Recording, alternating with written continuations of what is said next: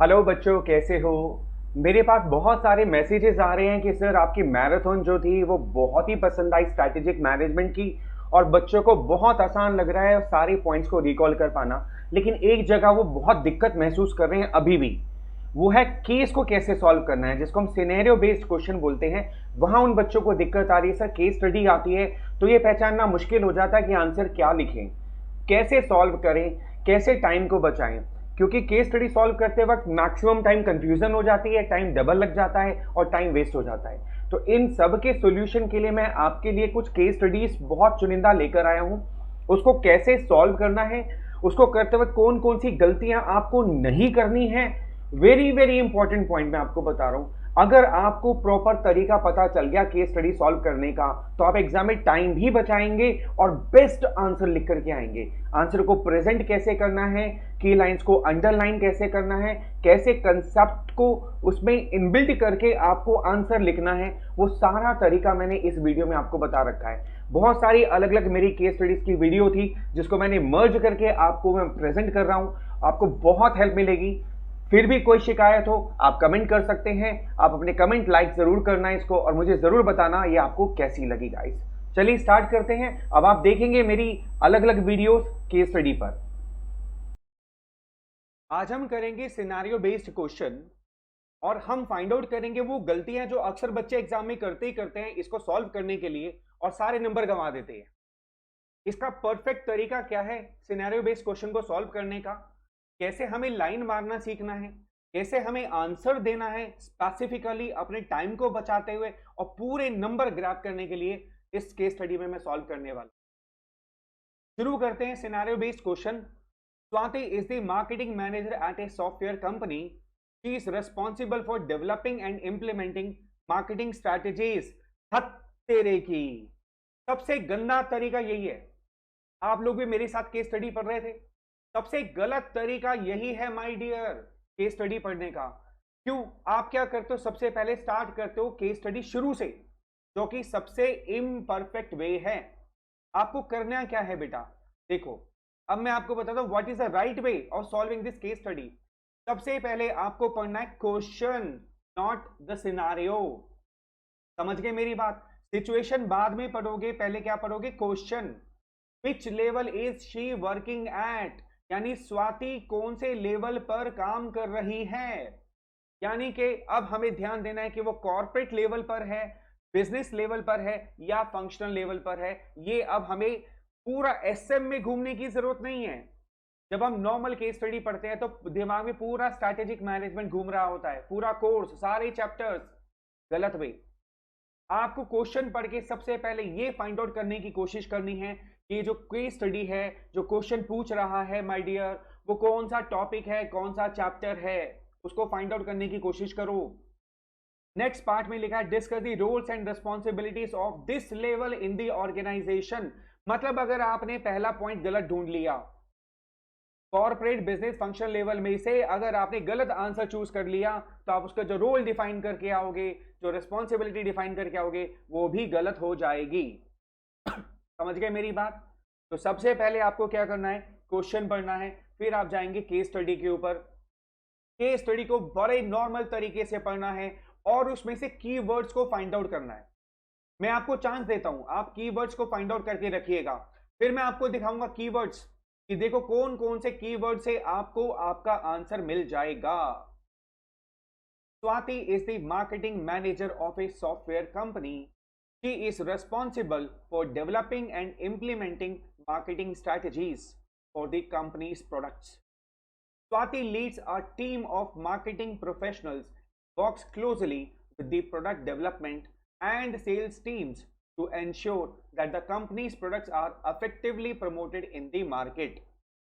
She also analyzes market trends and customer feedback to refine the marketing strategies. अब देखिए, आपने इसमें keywords को अंडरलाइन किया नहीं किया? मैं आपको लाइन मारना सिखाता हूं। देखिए Swati is the marketing manager, तो पहला क्लू यहीं से मिल गया, मार्केटिंग फंक्शन है। तो यानी कि स्वाति कौन से लेवल पर काम कर रही है, फंक्शनल लेवल पर। समझ गए मेरी बात? पहला क्लू मिल गया। अब इस केस स्टडी के अंदर में आपको और बहुत सारी फंक्शनल लेवल की रोल्स और रेस्पॉन्सिबिलिटीज को डिफाइन किया गया है, जिससे आपका आंसर और पुख्ता हो जाएगा और कंक्रीट हो जाएगा कि आप जो आंसर लिख रहे हो वो बिल्कुल सही है। देखो, developing and implementing marketing strategy, this is one of the role of functional level manager. फिर Swati leads a team of marketing professionals. अगर आपने फंक्शनल लेवल के रोल्स एंड रिस्पॉन्सिबिलिटी पढ़े हैं तो आपको उसमें ये पॉइंट मिला होगा कि भैया टीम के साथ, प्रोफेशनल के साथ काम करना, उनके साथ प्रॉपरली प्रोडक्ट डेवलपमेंट करना, स्ट्रैटेजी को डेवलप करना, उसको बनाना, ये सब किसका काम होता है? फंक्शनल लेवल का। He also analyzes market trends and customer feedback, यानी इंफॉर्मेशन कलेक्ट करना ताकि उससे एक उस पर्टिकुलर एरिया में स्ट्रैटेजी बनाई जा सके। कि रोल्स एंड रिस्पॉन्सिबिलिटी होता है फंक्शनल लेवल का। तो यानी अब हमारे को बिल्कुल कंक्रीट हो गया कि भैया which level she is working at, she is working at functional level. अब आपको आंसर कैसे लिखना है, देखो जरा, आप आंसर लिखेंगे like this, Swati operates at the functional level of management overseeing specific department of marketing, यानी वो मार्केटिंग डिपार्टमेंट को गवर्न कर रही है, ओवरसी कर रही है। Now she is working at functional level of management. और उसके बाद आपने लिखना है rules and responsibilities of functional level. अक्सर बच्चे फट्टे फेलना शुरू कर देते हैं, जो दिमाग में लिख दिया फटाफट। भैया फट्टे मारोगे तो फट्टू नंबर ही मिलेंगे, ध्यान रखना। Be specific, be to the point, और फटाफट अपनी टाइम को भी बचाना है और प्रॉपर आंसर लिख करके फट्टे नहीं मारने हैं, ठीक है। तो देखते हैं रोल्स एंड रिस्पॉन्सिबिलिटीज। पहला role and responsibility, information collection to formulate realistic and attainable strategy. अभी हमने देखा ना, वो फीडबैक ले रही थी, कस्टमर फीडबैक ले रही थी, स्ट्रैटेजी बनाने के लिए प्रोफेशनल से डिस्कस कर रही थी, ठीक है। दूसरा, developing functional strategies in their particular area, यानी कि वो उसका पर्टिकुलर एरिया क्या है स्वाति का? मार्केटिंग। तो मार्केटिंग के अंदर में वो स्ट्रैटेजी डेवलप कर रही है। Executing specific business functions like purchasing, customer service and product development. और यहां पर स्पेसिफिक बिजनेस फंक्शन कौन सा है? मार्केटिंग, जो स्वाति परफॉर्म कर रही है। फिर आप लिखेंगे adoption of important ideas that may become major strategy for the company। वो प्रोफेशनल से राय ले रही है, फीडबैक ले रही है, ऐसे इंपॉर्टेंट आइडियाज को अडॉप्ट कर रही है ताकि वो कंपनी के लिए एक मेजर स्ट्रैटेजी बन जाए। And strong implementation of corporate and business plans. तो ये आपने to the point specific answer लिखकर आना है अपने एग्जाम के अंदर और पूरे नंबर ग्रैब करना है, ठीक है। अगर ये आपको केस स्टडी पसंद आई हो तो भैया चैनल को सब्सक्राइब जरूर कर देना और लाइक का बटन जरूर दबा देना। मैं ऐसी केस स्टडीज आपके लिए लाता रहूंगा और प्रैक्टिस करवाता रहूंगा, ठीक है। लव यू गाइस, मिलते हैं अगली केस स्टडी। हेलो एवरीवन, आज हम आ गए हैं दूसरी केस स्टडी के ऊपर में, सिनेरियो बेस्ड क्वेश्चन नंबर 2। आपके बहुत सारे कमेंट्स मिले, लाइक्स मिले, thank you so much for this. और हम प्रोसीड कर रहे हैं नई केस स्टडीज के साथ में, राइट। आज की केस स्टडी क्या है बेटा? सबसे पहले गोल्डन रूल, हमें क्वेश्चन पढ़ना है और क्वेश्चन ही है, consider yourself as the HR consultant for ABC limited. ABC limited एक कंपनी है और आप उसके ह्यूमन रिसोर्स कंसल्टेंट हो, एचआर डिपार्टमेंट में हो। You have been assigned the task to enlist the activities involved with the role of chief executive officer, यानी आपको ये काम दिया गया है कि आपको एक्टिविटीज लिस्ट करनी है, यानी लिस्ट बनानी है उन एक्टिविटीज की जो सीईओ परफॉर्म करेगा। Name the strategic level that this role belongs to, यानी सीईओ का जो रोल है वो कौन से स्ट्रैटेजिक लेवल पर आता है, उसका आपको नाम बताना है और वो सारी एक्टिविटीज आपको बतानी है जो उस लेवल पर की जाती हैं। अब हम पढ़ेंगे केस स्टडी को। ABC limited is in a wide range of businesses which include apparels, lifestyle products, furniture, real estate, electrical products. यानी एबीसी लिमिटेड में बहुत सारे बिजनेसेस हैं, बहुत सारी अलग अलग रेंज है जिसमें एबीसी लिमिटेड काम करती है। लाइक अपैरल्स की बात करें, लाइफस्टाइल प्रोडक्ट्स की बात करें, फर्नीचर है, रियल एस्टेट है और इलेक्ट्रिकल प्रोडक्ट्स है। The company is looking to hire a suitable chief executive officer. Company एक सीईओ को ढूंढ रही है और ये जिम्मेदारी आपको दी गई है एज ए एचआर कंसल्टेंट। आपको एक्टिविटीज को एनलिस्ट करना है जो सीईओ को परफॉर्म करनी चाहिए और वो स्ट्रैटेजिक लेवल कौन सा है जिस पर सीईओ आता है, राइट, वो आपको आंसर देना है। Let's begin the solution guys. सबसे पहले आपको क्या लिखना है, रोल के बारे में। The role of chief executive officer pertains to corporate level. CEO कौन से लेवल पर आता है, कॉर्पोरेट लेवल पर, राइट। पहली लाइन में आपको आंसर लिखना है। फिर आपको आगे चलना है। The corporate level of management consist of chief executive officer and other top level executives. These individuals occupy the apex of decision making within the organization. Highest level of decision making यहां पर होता है top level पर, जिसको हम corporate level बोलते हैं। अब इसके बाद आपको अगले पॉइंट पर आना है सीधा सीधा, जो रोल की बात कर रहे थे। सीईओ के रोल यानी टॉप मैनेजमेंट कॉर्पोरेट लेवल पर जो रोल होते हैं वो कौन कौन से होते हैं, बस अब आपको इसको डिफाइन करते जाना है। नंबर 1 पर आप लिखेंगे oversee the development of strategies for the whole organization, यानी ऐसी स्ट्रैटेजी को डेवलप करना जो पूरी ऑर्गेनाइजेशन के लिए जरूरी हो। Defining the mission and goals of the organisation, उसको डिफाइन करना, मिशन क्या होगा, कंपनी का गोल क्या होना चाहिए। Determine what businesses it should be in, यानी कि कंपनी को कौन से बिजनेस में आगे बढ़ना चाहिए, कौन से बिजनेस में होना चाहिए, ठीक है। फिर अगला रोल आता है सीईओ का, allocating resources among the different businesses, यानी इस कंपनी के बहुत सारे बिजनेसेस हैं, राइट। जैसा हमने देखा रियल एस्टेट में भी है, लाइफस्टाइल प्रोडक्ट में भी है, राइट। तो इन सबको रिसोर्सेस एलोकेट करना कि कौन से बिजनेस को कितने रिसोर्स एलोकेट किए जाएंगे, राइट। फिर आप रोल लिखेंगे formulating and implementing strategies that span individual businesses, यानी हर इंडिविजुअल के लिए कौन सी स्ट्रैटेजी ज्यादा अच्छी रहेगी एंड उसको हम इंप्लीमेंट कैसे करेंगे। फिर अगला रोल लिखेंगे आप providing leadership for the organisation, और एज ए लीडर के तौर पर सीईओ काम करेगा। चीफ एग्जीक्यूटिव ऑफिसर एक लीड रोल को परफॉर्म करेगा as a leader for the organisation. फिर आएगा ensuring that the corporate and business level strategies which company pursues are consistent with the maximizing shareholders wealth and, यानी कि corporate और business level पर कौन सी strategy है जिससे शेयर होल्डर्स की वेल्थ बढ़ेगी, क्योंकि देखो मेन ऑब्जेक्टिव क्या होता है किसी कंपनी का, शेयर होल्डर्स की वेल्थ को इंक्रीज करना, ठीक है। तो वो एंश्योर करना कि कॉर्पोरेट लेवल पर, बिजनेस लेवल पर कौन सी स्ट्रैटेजी है जो कि शेयर होल्डर्स की वेल्थ को इंक्रीज करने वाली है। And managing the divestment and acquisition process, यानी कौन से बिजनेस को हमें एक्वायर करना चाहिए और कौन से बिजनेस को बेच देना चाहिए। ये रोल भी जो परफॉर्म किया जाता है वो सीईओ के द्वारा किया जाता है कॉर्पोरेट लेवल पर। तो सीधा सीधा स्ट्रेट फॉरवर्ड आपको आंसर लिखना है, टू द पॉइंट लिखना है, अपने टाइम को बचाना है और मैक्सिमम मार्क्स को ग्रैब करना है। अगर ये केस स्टडी आपको पसंद आई हो तो चैनल को सब्सक्राइब जरूर करना, लाइक का बटन जरूर दबाना। अगर आपको किसी और टॉपिक पर केस स्टडीज चाहिए जो आपको डिफिकल्ट लगती हैं तो आप कमेंट बॉक्स में डाल सकते हैं, राइट। मैं आपके लिए और केस स्टडीज वैसी लाता रहूंगा। Love you guys, see you soon in the next scenario based question, take care.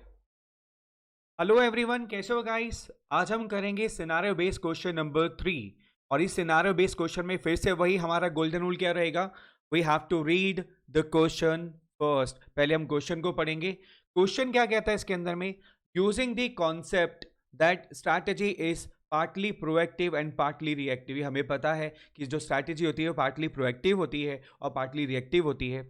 उस कॉन्सेप्ट को यूज करते हुए explain how the company can develop a strategic approach to address this challenge. यानी आपसे कहा जा रहा है कि आपको वो जो कॉन्सेप्ट है ना, पार्टली प्रोएक्टिव पार्टली रिएक्टिव वाला, वो कॉन्सेप्ट आपको यूज करना है और आपको एक स्ट्रैटेजिक अप्रोच बतानी है ताकि वो इस चैलेंज को एड्रेस कर सके, इस चैलेंज का सामना कर सके। अब ये चैलेंज क्या है वो हम केस स्टडी में पढ़ेंगे, ठीक है। Imagine you are a strategic consultant advising. आपको बोल रहे हैं कि आप स्ट्रैटेजिक कंसल्टेंट हो, वाओ मुबारक हो भाई, आप स्ट्रैटेजिक कंसल्टेंट बन गए। आपको एडवाइस करना है कि रिटेल कंपनी को जो फेस कर रही है increasing competition from online retailers. Online आपको पता है बिजनेस ऑनलाइन बहुत सारा आ चुका है, तो एक रिटेल कंपनी है जो बड़ी परेशान है, तंग आ चुकी है कि यार ऑनलाइन वाले नई नई स्कीमें लेकर आ जाते हैं, नए नए तरीके ढूंढ लेते हैं माल सेल करने के, जिसकी वजह से इस कंपनी को कंपटीशन बहुत तगड़ा फेस करना पड़ रहा है। अब आप स्ट्रैटेजी कंसल्टेंट हो, आपको इसको एडवाइस करना है। The company is considering several strategic options to improve its market position. Company ढूंढ रही है भैया कि भैया कोई ऐसी ऑप्शन मिल जाए जिससे हम अपनी मार्केट पोजीशन को इंप्रूव कर सके, वो आपको बताना है। और आप बन गए हैं अब स्ट्रैटेजी कंसल्टेंट। तो आपको इसका आंसर कैसे देना है, लेट्स सी दी आंसर। पहले आप बेस लाइन लिखेंगे उस क्वेश्चन को एक्सप्लेन करने के लिए। आप लिखेंगे the retail company can develop a strategic approach that is both proactive and reactive to address the challenge of increasing competition from on retailers. यानी आपके आंसर की पहली दो लाइनें क्वेश्चन से ही मिलती हुई होनी चाहिए। जो क्वेश्चन पूछ रहा है वहीं से अगर आप स्टार्ट करोगे तो बड़ी अच्छी अप्रोच मानी जाती है। ठीक है, तो अब आप उसको बोल रहे हो retail company can develop a strategic approach. Retail company एक अप्रोच को डेवलप कर सकती है जो प्रोएक्टिव भी होगी और रिएक्टिव भी होगी, जिससे वो चैलेंजेस को एड्रेस भी कर पाएंगे और कंपटीशन फेस कर पाएंगे। अब आपको अलग अलग समझाना है कि प्रोएक्टिव स्ट्रैटेजी क्या होनी चाहिए उस कंपनी की, रिएक्टिव स्ट्रैटेजी क्या होनी चाहिए उस कंपनी की, फिर आप देंगे कंक्लूजन। That clear? तो प्रोएक्टिव स्ट्रैटेजी में आप क्या एक्सप्लेन करेंगे? The company can proactively analyse market trends. Proactively मतलब पहले से, एडवांस में कंपनी मार्केट ट्रेंड को एनालाइज करना शुरू कर दे। मार्केट ट्रेंड क्या कर रहा है, कस्टमर प्रेफरेंस किस चीज को देता है। अगर मान लो कस्टमर ऑनलाइन सर्विस को प्रेफरेंस दे रहा है, होम डिलीवरी दे रहा है, तो आप भी होम डिलीवरी स्टार्ट कर सकते हो। ठीक है ना, आप within area home delivery start कर सकते हो। तो analyse market trends and customer preferences to identify opportunities for growth. जो ट्रेंड है, जो कस्टमर की प्रेफरेंस है, उसको आप एनालाइज करके आप उसको एक अपॉर्चुनिटी मान करके ग्रो कर सकते हो। For example, it can invest in market research to understand what customers value in a retail experience and tailor its offering to meet those needs। यानी बहुत सारे लोग ऐसे भी होते हैं जो कि ऑफलाइन खरीदना चाहते हैं। मेरी बात ध्यान से, ठीक है, रिसर्च कर सकते हैं, कस्टमर रिटेल एक्सपीरियंस ले सकते हैं कि भैया कस्टमर को क्या चाहिए, कौन सी ऐसी चीज है जो लोग ऑफलाइन में बहुत ज्यादा प्रेफर करते हैं, जिसकी वजह से वो ऑफलाइन खरीदना ज्यादा पसंद करते हैं। उसको एक प्रोडक्ट बना करके वो बेच सकते हैं, उस एडवांटेज का वो फायदा उठा सकते हैं, उस अनमेट नीड को वो मैच्योर कर सकते हैं, पूरा कर सकते हैं। This proactive approach can help the company stay ahead of competitors and attract new customers. अगर कंपनी प्रोएक्टिवली ऐसा करती है तो वो कॉम्पिटिटर्स को भी बीट कर सकती है और न्यू कस्टमर्स को भी अट्रैक्ट कर सकती है। ये तो हो गई प्रोएक्टिव स्ट्रैटेजी जो एज ए स्ट्रैटेजी कंसल्टेंट आपने कंपनी को रिपोर्ट में देनी है। दूसरा, आप रिएक्टिव स्ट्रैटेजी में कैसे हेल्प करेंगे उसकी? आप बताएंगे कंपनी को in addition to proactive measures, क्योंकि स्ट्रैटेजी कभी भी केवल प्रोएक्टिव नहीं होती है, वो रिएक्टिव भी होती है। In addition to proactive measures, the company should also be prepared to react to changes in the market environment। Market environment में जो चेंजेस आ रहे हैं उसको भी कंपनी वॉच करती रहे, right? For example, if A competitor launches a new online shopping platform, अगर आपका कॉम्पिटिटर ऑनलाइन कोई शॉपिंग प्लेटफॉर्म डाल रहा है, लेकर आ रहा है, कंपनी को फटाफट उसको एसेस करना चाहिए, फाइंड आउट करना चाहिए उसमें नया क्या है, उसका इंपैक्ट बिजनेस पर क्या होने वाला है, उसका रिस्पॉन्स क्या होगा। This reactive strategy can help the company adopt to changing market conditions. और कंपनी अपने आप को अडॉप्ट कर सकती है, बदल सकती है उस चेंजिंग मार्केट कंडीशन के हिसाब से, एंड मेंटेन इट्स कॉम्पिटिटिव, और अपनी कॉम्पिटिटिवनेस को वो मेंटेन कर सकती है। फिर आपको आंसर में देना है कंक्लूजन। और कंक्लूजन में माय डियर ध्यान से समझना, ये जो रेड वर्ड लिखा ना CONCLUSION, ये वर्ड जरूर लिख कर आना। बच्चे क्या करते हैं, कंक्लूजन तो लिख देते हैं, उसकी हेडिंग नहीं लिखते हैं, ये एक्स्ट्रा अलग से नजर आनी चाहिए। अब बच्चों के दिमाग में ये भी आता है, सर आपने तो कलर यूज कर लिए, हम एग्जाम में कलर थोड़ी यूज कर सकते हैं। आप बेटा एक काम कर सकते हैं, जो पॉइंट यहां पर आपको कलर में मिल रहा है आप उसको अंडरलाइन जरूर करके आइएगा। वो बहुत बढ़िया अप्रोच होती है, आप उससे जो भी एग्जामिनर उसका दिल जीत लेंगे कि भाई कितना पॉइंट के अंदर में इसने लिखा हुआ है, कितना क्लियर इसने डिफाइन किया हुआ है आंसर को, राइट? अब आप कंक्लूजन में क्या देंगे बेटा? By combining proactive and reactive strategies, the retail company can develop a comprehensive approach. यानी दोनों स्ट्रैटेजी को यूज करके एक मिक्स अप्रोच को यूज किया जा सकता है to address the challenge of increasing competition from online retailers. Online retailer से compete करने के लिए एक मिक्स अप्रोच को यूज किया जा सकता है जो पार्टली प्रोएक्टिव होगी और पार्टली एक्टिव होगी. This approach will allow the company to capitalize the opportunities for growth. और इससे कंपनी को बहुत सारी अपॉर्चुनिटी मिलेंगी मार्केट से, जिसको वो कैपिटलाइज करके यूज करके अपनी ग्रोथ कर सकती है. कंपनी ग्रो कर सकती है विद ऑल्सो मिटिगेटिंग रिस्क, यानी रिस्क को कम कर सकती है, and responding to threats in the market. अगर मार्केट में कोई थ्रेट आ रही है जिससे कंपनी का बिजनेस डाउन जा सकता है, उस थ्रेट को भी वो मीट आउट कर सकती है. तो आपको बेस लाइन स्टार्ट करनी है क्वेश्चन से, फिर आपने प्रोएक्टिव स्ट्रैटेजी को एक्सप्लेन करना है, रिएक्टिव स्ट्रैटेजी को एक्सप्लेन करना है, फिर कंक्लूजन में आपको डिफाइन करना है. ठीक है, तो ऐसे आप बन जाएंगे स्ट्रैटेजी कंसल्टेंट और आप लेकर आएंगे टू द पॉइंट आंसर लिख करके. कम समय में ज्यादा नंबर ग्रैब कर सकते हो आप. ठीक है डियर, अगर आपको केस स्टडी पसंद आई हो तो चैनल को सब्सक्राइब जरूर कर लेना और लाइक का बटन जरूर दबा देना. अगर आपको लगता है कुछ स्पेसिफिक स्ट्रैटेजीज आपको चाहिए, कुछ ऐसी केस स्टडीज चाहिए जो आपको डील करने में दिक्कत होती है, तो आप कमेंट बॉक्स में जरूर मुझे लिख दीजिएगा. मैं वैसी केस स्टडीज आपके लिए लेकर आता रहूंगा. ठीक है, love you guys, take care, see you in the next video, bye. Hello everyone, आज हम डिस्कस करेंगे एक नई केस स्टडी जो बहुत इंपॉर्टेंट है और एग्जाम में पूछने के उसके चांसेस बहुत ज्यादा हैं. लेट्स सी, हमारा गोल्डन रूल क्या था. हमें सबसे पहले क्या पढ़ना है, क्वेश्चन पढ़ना है. What is the question guys? Based on this context, draft a vision and mission statement that could be formulated by the top management of ABC Pharmaceuticals. अब देखो, इस क्वेश्चन के अंदर में आपको वो कह रहा है कि आपको विजन स्टेटमेंट खुद बनानी है, मिशन स्टेटमेंट ड्राफ्ट करनी है आपको. और किस पर बेस्ड होके? कॉन्टेक्स्ट, यानी केस स्टडी में कुछ कॉन्टेक्स्ट आपको दिया जाएगा. उन पॉइंट्स को ध्यान में रखते हुए आपको उस कंपनी का विजन स्टेटमेंट बनाना है, ड्राफ्ट करना है, और मिशन स्टेटमेंट ड्राफ्ट करना है.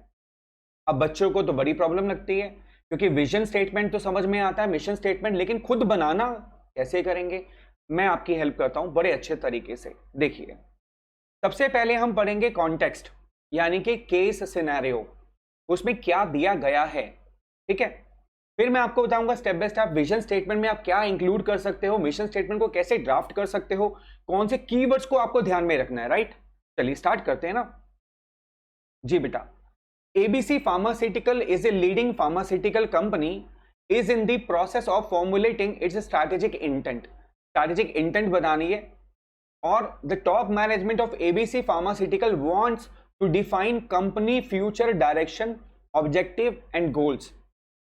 Their aim is to create a vision that sets organization apart from and provides a roadmap for future growth. देखो, विजन स्टेटमेंट जिसकी भी होगी, यहां तो फार्मास्यूटिकल कंपनी दी है, जरूरी नहीं है कि सेम केस स्टडी आपके क्वेश्चन में है.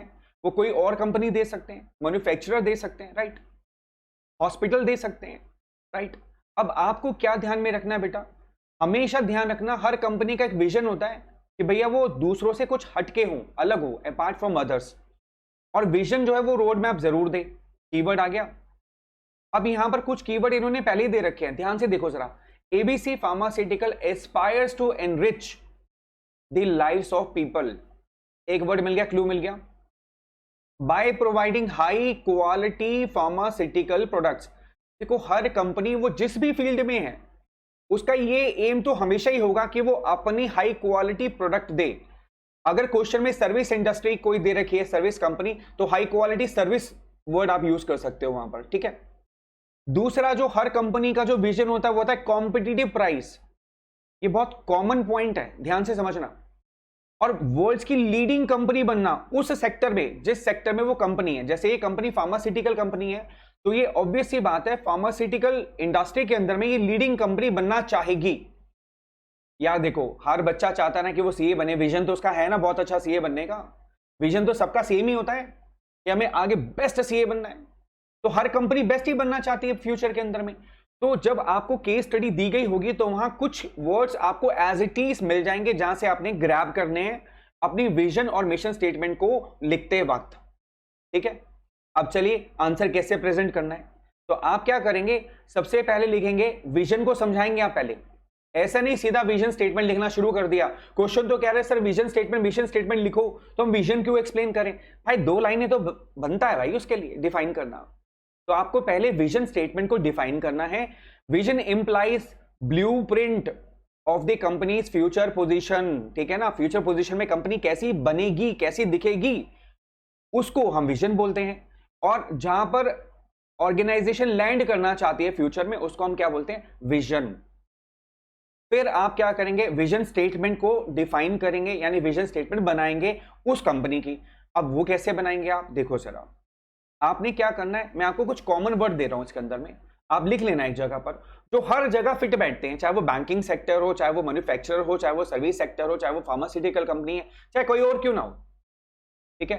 तो कुछ वर्ड ऐसे होंगे जो कॉमनली फिट बैठेंगे, वो आपको 4-5 पॉइंट वो वर्ड याद रखने हैं। जैसे टू बी ग्लोबली रिकॉग्नाइज्ड, हर कंपनी ग्लोबली अपने आप को रिकॉग्नाइज करना चाहती है, लीडर बनना चाहती है। अब यहां फार्मास्यूटिकल कंपनी है तो हमने फार्मास्यूटिकल लिख दिया। अगर क्वेश्चन में कोई और कंपनी दी हो, कोई और सेक्टर दिया हो, उसको यहां लिख देना। हर कंपनी इनोवेशन चाहती है, कुछ नया इनोवेट करना चाहती है। Enriching the lives of people, ये बहुत कॉमन है, हर कंपनी ही करना चाहती है। मोस्टली आप विजन देखोगे कुछ ऐसे वर्ड है जो बहुत कॉमन है, ग्लोबली रिकॉग्नाइज होना, लीडर बनना, इनोवेशन करना, लाइव्स को एनरिच करना, ठीक है, हाई क्वालिटी और अफोर्डेबल और एक्सेसिबल प्रोडक्ट प्रोवाइड करना। अब क्योंकि यहां पर फार्मास्यूटिकल कंपनी है तो हम यहां लिख देंगे फार्मास्यूटिकल प्रोडक्ट्स। तो यानी कि आपने इन वर्ड्स को याद करना है। नंबर 1 ग्लोबली रिकॉग्नाइज्ड, लीडर, ठीक है, इनोवेशन, ठीक है, enriching the lives of people, high quality, affordable, accessible, ये बहुत कॉमन 6-7 वर्ड मिलाकर के आप उसका विजन लिख सकते हो।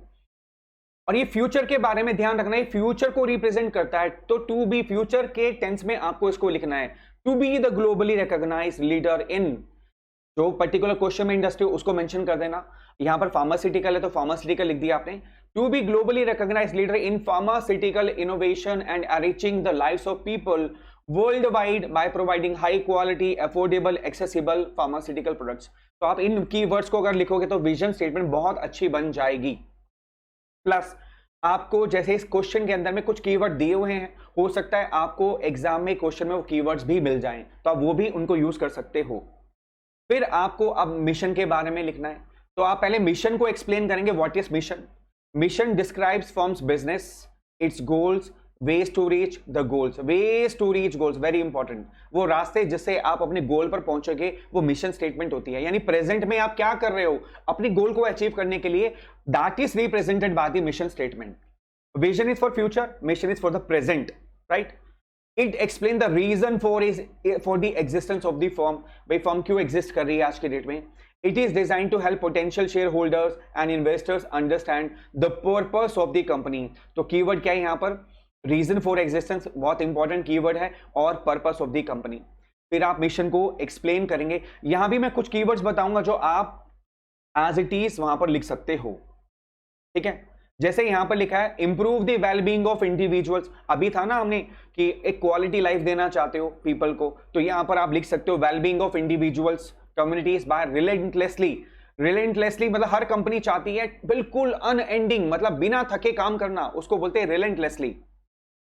Excellence in pharmaceutical research, development and manufacturing, देखो वही बात आ गई ना यहां पर, अभी प्रेजेंट को वही बातें रिप्रेजेंट कर रही हैं, ठीक है। To improve the wellbeing of individuals communities by relentlessly pursuing excellence in. अच्छा, ये इतना पार्ट ना यहां तक का आप एज इट इज भी लिख सकते हो किसी और के लिए भी, क्योंकि हर कंपनी यही करना चाहती है ना यार, ठीक है। अब ये फार्मास्यूटिकल की जगह कोई और आपको क्वेश्चन में दे रखी है कंपनी, तो यहां पर आप इसको चेंज कर सकते हो। मतलब मैं ये नहीं कह रहा रट्टा मार लो, बट कुछ कीवर्ड्स आपके ध्यान में रहने चाहिए, तभी वो मिशन स्टेटमेंट बड़ी स्ट्रांगली रिप्रेजेंट कर पाओगे आप एग्जाम के अंदर में। अगर आप RRTR लिखकर आगे ना अपनी लैंग्वेज में, तो नंबर नहीं मिलने वाले, सॉरी। बड़े क्लियर शब्दों में भाई, बिल्कुल बिल्कुल स्ट्रेट फॉरवर्ड मैं बोल रहा हूं। आप सोचते हो सर हम तो लिख ही आएंगे, तुम तो महाराजा हो, कुछ भी लिखकर आ जाओगे, नंबर मिल जाएंगे, फिर बाद में आके बोलते सर नंबर नहीं मिले, सर क्या करें। सर कीवर्ड्स की गेम है, इसको समझ लो यार, ठीक है। और प्रोफेशनल बनने जा रहे हो यार, प्रोफेशनल विजन मिशन स्टेटमेंट होनी चाहिए ना, ऐसे थोड़ी है आड़ा टेढ़ा कुछ भी लिख दिया।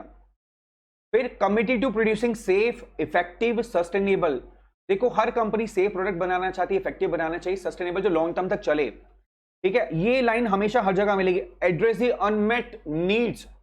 अरे भैया हर कंपनी वही काम करती है जो नीड कभी पूरी नहीं हुई, उसी काम के लिए तो कंपनी बनती है। तो अनमेट दी नीड्स, नीड्स यहां मेडिकल है तो मेडिकल लिख दिया, वहां पर कुछ और नीड हो सकती है वो आप लिख सकते हो यहां पर। Enhance the quality of life, वही बात आ गई, फॉर द पेशेंट्स। इनोवेशन आ गया, कोलैबोरेशन, एथिकल प्रैक्टिसेस, हर कंपनी एथिकल प्रैक्टिस करना चाहती है, हर कंपनी इनोवेशन करना चाहती है, कोलैबोरेशन करना चाहती है। We aim to make a positive impact. अरे कौन सी कंपनी जो पॉजिटिव इंपैक्ट नहीं डालना चाहती, हर कंपनी। लेकिन यहां पर एरिया बदल जाएगा, यहां पर था global sector, global health care का। अरे क्यों गायब हो रहे हो सर, नाराज मत हो, ठीक है। Global health care and become the trusted partner of health care providers and patients. तो मेरी बात समझ आ गई। मतलब ये जो कीवर्ड्स मैंने आपको बताए हैं, इन कीवर्ड्स को ध्यान में रख करके आप ऐसी मिशन स्टेटमेंट बना सकते हो। और मिशन स्टेटमेंट में आपको कम से कम 2 से 3 पॉइंट लिखने हैं। विजन स्टेटमेंट आपकी 2 से 3 लाइन की होनी चाहिए। Is that clear? अब समझ आ गया? अगर ये केस स्टडी सॉल्व करने का तरीका आपको अच्छा लगा हो तो भाई सब्सक्राइब जरूर कर लेना चैनल को और लाइक का बटन दबा देना। मिलते हैं अगले केस स्टडी के अंदर में। Till then take care, bye bye. Hello guys, कैसे हो बेटा? आज हम करेंगे एक न्यू केस स्टडी और ये बहुत अच्छी केस स्टडी है, एग्जाम में आने के चांसेस बहुत ज्यादा हैं। और एज ए गोल्डन रूल, हमारा गोल्डन रूल क्या था बेटा? अगर आपने पुरानी केस स्टडीज देख लिया तो गोल्डन रूल आपको अब तक याद हो गया होगा कि हमें सबसे पहले क्या करना है, क्वेश्चन को पढ़ना है, केस स्टडी को नहीं पढ़ना, राइट। तो यहां पर हम सबसे पहले क्या पढ़ेंगे, क्वेश्चन क्या है। क्वेश्चन ये है, do you think this is the right approach? अरे इस क्वेश्चन से तो कुछ समझ ही नहीं आ रहा। देखो जब ऐसा क्वेश्चन आपके सामने आता है तो आपको वेट करना पड़ेगा, केस स्टडी को पढ़ना पड़ेगा और उसमें अप्रोच ढूंढनी है कि कौन सी ऐसी अप्रोच है जिसको सही या गलत ठहराया जा सकता है। वो सही भी हो सकती है, गलत भी हो सकती है, बट कौन सी अप्रोच है हमें नहीं पता, अभी वो हम केस स्टडी में देखेंगे। सेकेंड पार्ट है, validate your answer with the logical reasoning around management levels and decision making.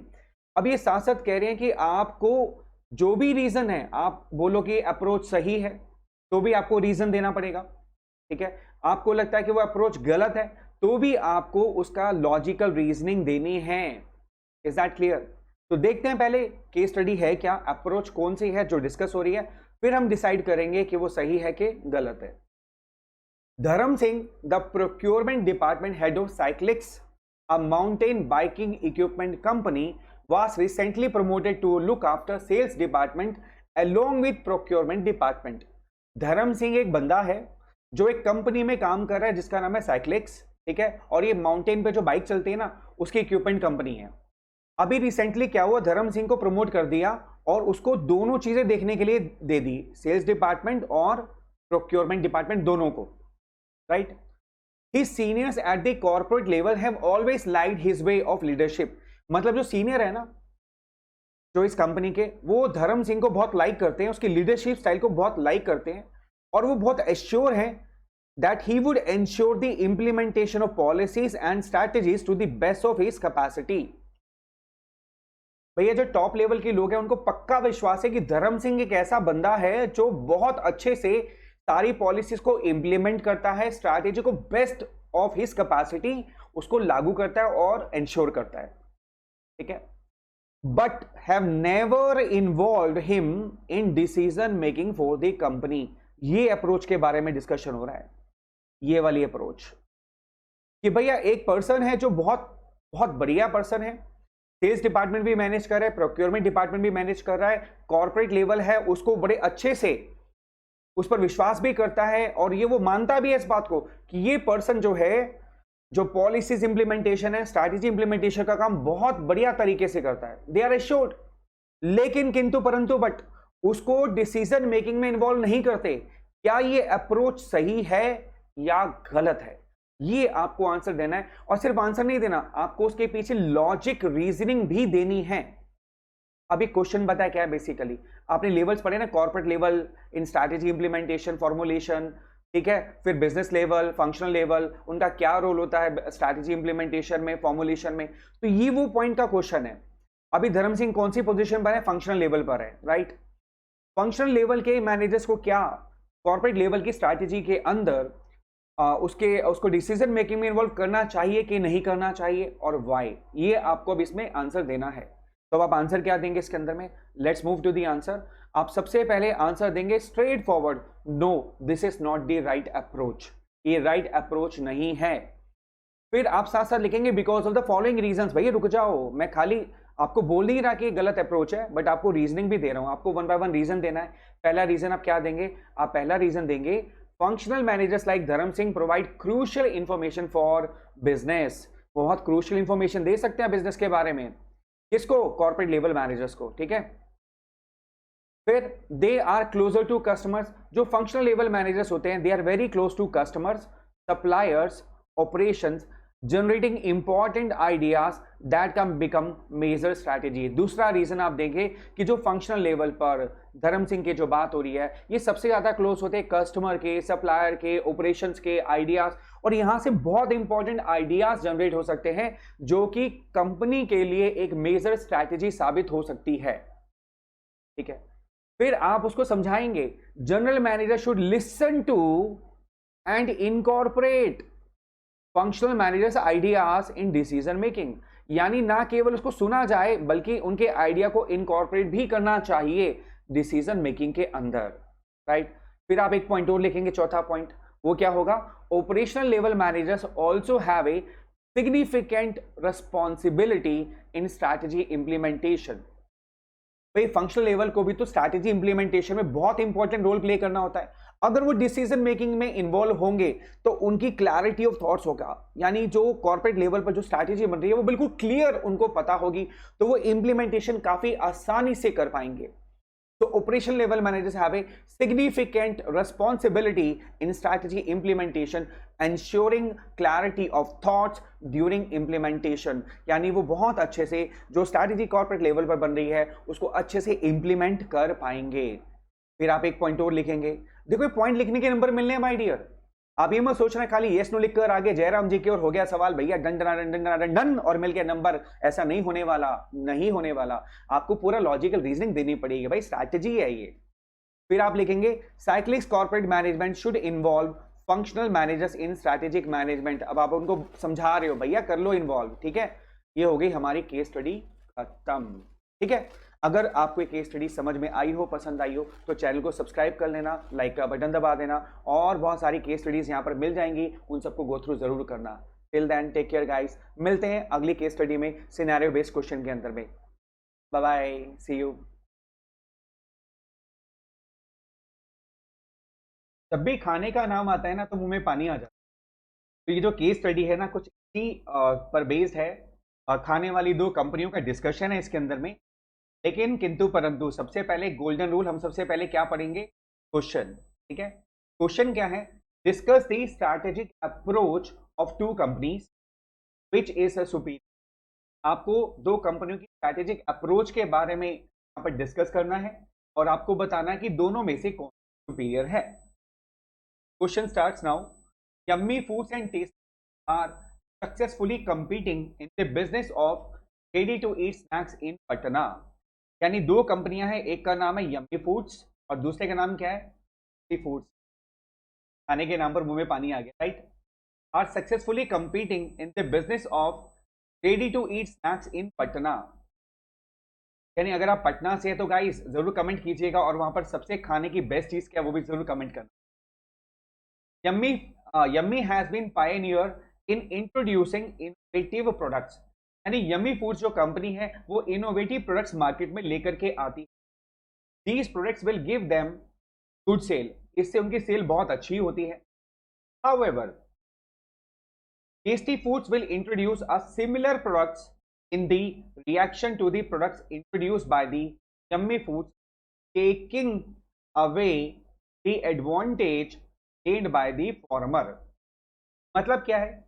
Yummy foods और टेस्टी फूड्स दो कंपनियां हैं पटना के अंदर जो रेडी टू ईट स्नैक्स बनाती है, जो इमीडिएटली खाए जा सकते हैं, कहीं पर आप ले जा सकते हो, कैरी कर सकते हो, गाड़ी में भी खा सकते हो, राइट। अब यम्मी फूड्स कंपनी क्या करती है? इनोवेटिव प्रोडक्ट्स मार्केट में लेकर आती है जिससे सेल हो जाती है बहुत अच्छी, राइट। लेकिन टेस्टी फूड्स कंपनी क्या करती है? टेस्टी फूड्स कंपनी वेट करती है रिएक्शन का कि भैया जो प्रोडक्ट्स इंट्रोड्यूस किया गया उसका मार्केट में रिएक्शन कैसा है, लोगों को पसंद आ रहा है कि नहीं, अगर कोई कमी है तो क्या कमी है वो चेक करती है, और उसके बाद बिल्कुल वैसा ही सिमिलर प्रोडक्ट्स मार्केट में लॉन्च कर। क्वेश्चन ये है, आपको स्ट्रैटेजिक अप्रोच बतानी है दोनों कंपनियों की। यानी यहां पर हम बात कर रहे हैं स्ट्रैटेजी इज प्रोएक्टिव और रिएक्टिव। अगर हम यम्मी फूड्स की बात करें तो यम्मी फूड्स क्या करती है, इनोवेटिव प्रोडक्ट्स लॉन्च करती है। तो इनोवेटिव प्रोडक्ट्स ऐसे लॉन्च तो नहीं, उसके लिए आपको बहुत प्लानिंग करके चलना पड़ेगा, मार्केट सर्वे करना पड़ेगा, आगे के बारे में सोचना पड़ेगा कि क्या स्ट्रैटेजी रहेगी, किस तरीके से आप उस प्रोडक्ट को लॉन्च करो, कौन से लोग उसको पसंद करेंगे। इस स्ट्रैटेजी को अपन लोग क्या बोलते हैं, प्रोएक्टिव। यानी यम्मी फूड्स जो स्ट्रैटेजिक अप्रोच यूज कर रही है वो है प्रोएक्टिव। Got it. अब बात करते हैं टेस्टी फूड कंपनी क्या करती है कि जो यम्मी फूड्स प्रोडक्ट लॉन्च करती है उसके रिएक्शन में, ध्यान से देखो ये वर्ड रिएक्शन, इससे पता चलता है कि यम्मी फूड्स की जो स्ट्रैटेजी है वो है प्रोएक्टिव, लेकिन टेस्टी फूड्स की जो स्ट्रैटेजी है वो है रिएक्टिव। That clear? क्योंकि in reaction to the strategy formed by Yummy Foods, Tasty Foods prepare its own strategy, that is reactive. अब आपको आंसर कैसे लिखना है, आपको पहले क्लियर कट बताना है कि कौन सी कंपनी की अप्रोच क्या है। स्ट्रेट फॉरवर्ड, सीधा सीधा answer, yummy food is proactive in its approach and tasty food is reactive in its approach. फिर आपको क्या बताना है, विच वन इज बेटर। तो उसके लिए पहले आपको एक्सप्लेन करना पड़ेगा प्रोएक्टिव और रिएक्टिव स्ट्रैटेजी के बारे में। Proactive strategy is plan, proactive strategy पहले से प्लान होती है, इससे आपकी मार्केट पोजीशन इंप्रूव होती है और ऑफ कोर्स फाइनेंशियल परफॉर्मेंस भी बेटर होती है क्योंकि आपको फर्स्ट मूवर एडवांटेज मिल जाता है। रिएक्टिव स्ट्रैटेजी कौन सी स्ट्रैटेजी होती है, जो एडॉप्टिव होती है, जिसको हम एडॉप्ट करते हैं। एडॉप्ट कब करते हैं, on the basis of reaction to the changing circumstances. That clear? उसको हम क्या बोलते हैं, रिएक्टिव स्ट्रैटेजी। फिर आप बताएंगे प्रोएक्टिव स्ट्रैटेजी कहां हेल्प करती है, जब आपको कोई नया प्रोडक्ट लॉन्च करना है, आपको एडवांटेज उठानी है, तो आपको बड़ा प्रोएक्टिव होना पड़ेगा, पहले से स्ट्रैटेजी को फॉर्म करके चलना पड़ेगा, तभी आप उसका फायदा उठा सकते हैं, राइट। फिर आप बताएंगे कि बेस्ट स्ट्रैटेजी को क्राफ्टिंग का बेस्ट स्ट्रैटेजी, मतलब अगर आपको बेस्ट स्ट्रैटेजी बनानी है तो आपको दोनों को कंबाइन करना पड़ेगा, proactive and adaptive. That clear? अब यम्मी फूड की जो स्ट्रैटेजी है वो दोनों को इंक्लूड करती है। यम्मी फूड्स क्या हो जाएगी, सुपीरियर। अभी तो हमने कहा yummy food is proactive in its approach, ध्यान से समझो। यम्मी फूड क्या करती है, इनोवेटिव प्रोडक्ट लॉन्च करती है, तो ये पहले प्लान करके चलती है कि कौन सा प्रोडक्ट कस्टमर को पसंद आएगा, किस तरीके से हम उसको लॉन्च करेंगे। लेकिन किंतु परंतु अगर वो प्रोडक्ट में कोई कमी आती है या कस्टमर कुछ रिएक्ट करता है तो यम्मी फूड्स उसके अकॉर्डिंगली अपनी स्ट्रैटेजी को चेंज। इसीलिए हम लोग बोलते हैं कि strategy is partly proactive and partly active. तो यम्मी फूड्स की स्ट्रैटेजी बेस्ट इस जाएगी क्योंकि इसमें प्रोएक्टिव भी है और रिएक्टिव सिचुएशन भी है। लेकिन जो टेस्टी फूड है वो केवल रिएक्टिव स्ट्रैटेजी पर बेस है, इसलिए उसकी स्ट्रैटेजी उतनी बेटर नहीं जितनी बेटर यम्मी फूड की स्ट्रैटेजी। इस तरीके से आपको आंसर कंक्लूड कर। अगर ये आपको केस स्टडी समझ आ गई गाइस तो चैनल को सब्सक्राइब जरूर कर लेना, ऐसी बहुत सारी केस स्टडीज और आएंगी, लाइव क्लासेस आएंगी आपके पास में, राइट गाइस। लाइक का बटन दबा दिया। See you in the next video, take care. हमारे प्यारे शर्मा जी, ये केस स्टडी है शर्मा जी की। शर्मा जी की स्थिति का थोड़ा सा हमारे को क्लियरेंस देना है with the limitations of strategic management. देखो क्वेश्चन क्या है, analyse the position of Ramesh Sharma considering limitations of strategic management. यानी कि रमेश शर्मा की सिचुएशन को एनालाइज करना है और साथ साथ हमारे को लिमिटेशंस जो है स्ट्रैटेजिक मैनेजमेंट को भी कंसीडर करके यहाँ पर एक्सप्लेन करना है, ठीक है। अब केस स्टडी क्या है इसको पढ़ते हैं। Ramesh Sharma has 15 stores. Wow Sharma ji, मुबारक हो, क्या बात है, आपके 15 स्टोर हैं, जबकि बात है भाई दिल्ली रीजन में वो भी, अरे बाप रे, बहुत बढ़िया जी, बहुत बढ़िया Sharma ji. 4 of these stores were opened in the last 3 years. What a progress! क्या बात है भाई, 3 तो लास्ट ईयर ही खोले आपने, तो 4 स्टोर खोले लास्ट 3 इयर्स में, good progress. He believes in managing strategically. अरे शर्मा जी, स्ट्रैटेजिकली मैनेज करते हो तभी तो इतने स्टोर खोल लिए आपने, 15 स्टोर टोटल खोल लिए और पिछले 4 साल में 3 और नए खोल लिए। वाह क्या बात है, गजब। एंड एंजॉयड सिग्निफिकेंट सेल्स, क्या बात है, सेल भी बढ़ रही है आपकी, रेफ्रिजरेटर की, television, washing machine, air conditioners की। भैया एड्रेस भेज देना शर्मा, दिवाली पे कुछ सामान मैं भी खरीद लूंगा, क्या बात है, ठीक है। And like till 4 years back, जैसे 4 सालों में सेल बढ़ रही थी वैसी बढ़ रही है। लेकिन किंतु परंतु यहां पर एक ट्विस्ट आ गया भाई। क्या ट्विस्ट आ गया? With the shift to the purchases to online stores, the sales of his stores came down. ओए होए, ये तो बड़ा नुकसान हो गया शर्मा। शर्मा जी स्ट्रैटेजिकली मैनेज कर रहे हैं, 15 स्टोर हैं, 4 तो पिछले 3 साल में सेल बढ़ रही थी, लेकिन अचानक उन्होंने नोटिस किया जो लोग शिफ्ट कर रहे हैं परचेजेस ऑनलाइन स्टोर में, सेल्स गिरने लग गई है और came down to about 70% in last 4 years। अरे बाप रे, इतनी गिरावट। आपको इस सिचुएशन को एनालाइज करके बताना है लिमिटेशंस ऑफ स्ट्रैटेजिक मैनेजमेंट। यानी कि हम स्ट्रैटेजिकली मैनेज कर भी ले तो भी कुछ लिमिटेशन ऐसी होती है जो इनबिल्ट होती है, इनहेरिट होती है। वो कौन सी लिमिटेशन? फिर अब आपको लिखना है यहां पर आंसर। आंसर में आप क्या लिखेंगे? Ramesh Sharma sales are declining to large scale shift to online stores. देखो अक्सर क्या होता है, मैं आपको बताऊं, एग्जाम में बच्चा सीधा लिमिटेशन पे कूद जाता है। आपका जब भी आप केस स्टडी सॉल्व करो तो पहली 1 या 2 लाइनें डेफिनेटली आपकी केस स्टडी से लिंक्ड होनी चाहिए, ध्यान रखिए। जैसे यहां पर हमने क्या बताया, Ramesh Sharma sales are declining due to large scale shift to the online store. यानी अब हमने इस आंसर को उस क्वेश्चन से लिंक कर दिया। ये बहुत अच्छी भूमिका होती है किसी भी आंसर को लिखने के लिए। Strategic management tools are ineffective in countering these challenges. अब जो स्ट्रैटेजिक मैनेजमेंट के टूल्स जो होते हैं, कोई जो इनफेक्टिवनेस आ रही है, सेल डिक्लाइन हो रही है, कई बार इसको काउंटर करने में बहुत सारे चैलेंजेस आते हैं। अब वो कौन कौन से चैलेंजेस आते हैं, वो कौन कौन सी कमियां हैं स्ट्रैटेजिक मैनेजमेंट, वो आपको यहां पर लिमिटेशंस को भी एक्सप्लेन करना है और उसको लिंक भी करना है। जैसे the complex and turbulent environment of strategic management is a challenge. इस केस स्टडी में भी बड़ा कॉम्प्लेक्स टर्बुलेंट एनवायरनमेंट हो गया। कस्टमर ऑनलाइन शिफ्ट हो रहा है धीरे धीरे, राइट, तो समझ में नहीं आ रहा कि वो क्या चाहता है, क्यों शिफ्ट हो रहा है, उसको ऑफलाइन में क्या दिक्कतें आ रही हैं। तो ये भी एक कमी है कि हमारा एक कॉम्प्लेक्स टर्बुलेंट एनवायरनमेंट होता है जिसमें कई बार हमारी स्ट्रैटेजी काम नहीं कर पाती है। दूसरी लिमिटेशन क्या है? Predicting future trend is difficult. भैया आप कोई भविष्य वक्ता थोड़ी हो जो सारी की सारी फ्यूचर ट्रेंड्स को प्रिडिक्ट कर लोगे, भविष्यवाणी कर लो, ये भी बहुत मुश्किल है। जैसे शर्मा जी फेल हो गए ये एंटीसिपेट करने में कि भैया ऑनलाइन स्टोर का इंपैक्ट कितना पड़ेगा। उनको मालूम था कि कस्टमर ऑनलाइन शिफ्ट हो रहा है, लेकिन इसका इंपैक्ट कितना फ्यूचर में होगा वो इस बात को प्रेडिक्ट नहीं कर पाए। अगर कर लेते तो हो सकता है वो ऑनलाइन साथ के साथ शिफ्ट हो जाते। फिर अगली कमी क्या है? Time consuming. ये स्ट्रैटेजी बनाने में टाइम लगता है।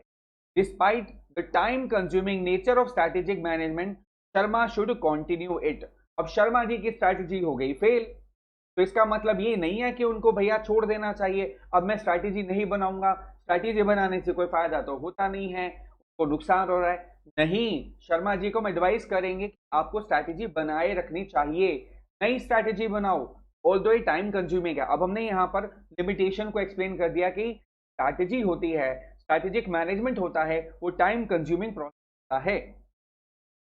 फिर आप लिखेंगे कॉस्टली भी होता है। स्ट्रैटेजी ऐसी थोड़ी बन जाएगी रात को सोए सपना आया और सुबह उसको फॉलो कर लिया। भैया आपको इसको एक्सपर्ट को भी कंसल्ट करना पड़ेगा, उनका ओपिनियन लेना पड़ेगा, वो फ्री में तो देंगे नहीं आपको। आपको एडवोकेट हायर करना पड़ेगा, चार्टर्ड अकाउंटेंट्स हायर करने पड़ेंगे, मैनेजमेंट कंसल्टेंट हायर करने पड़ेंगे, हो सकता है कुछ इंडस्ट्री स्पेशलिस्ट आपको हायर करने पड़े। तो भैया ये कॉस्टली भी है, ये भी लिमिटेशन है जो स्ट्रैटेजिक मैनेजमेंट की होती है।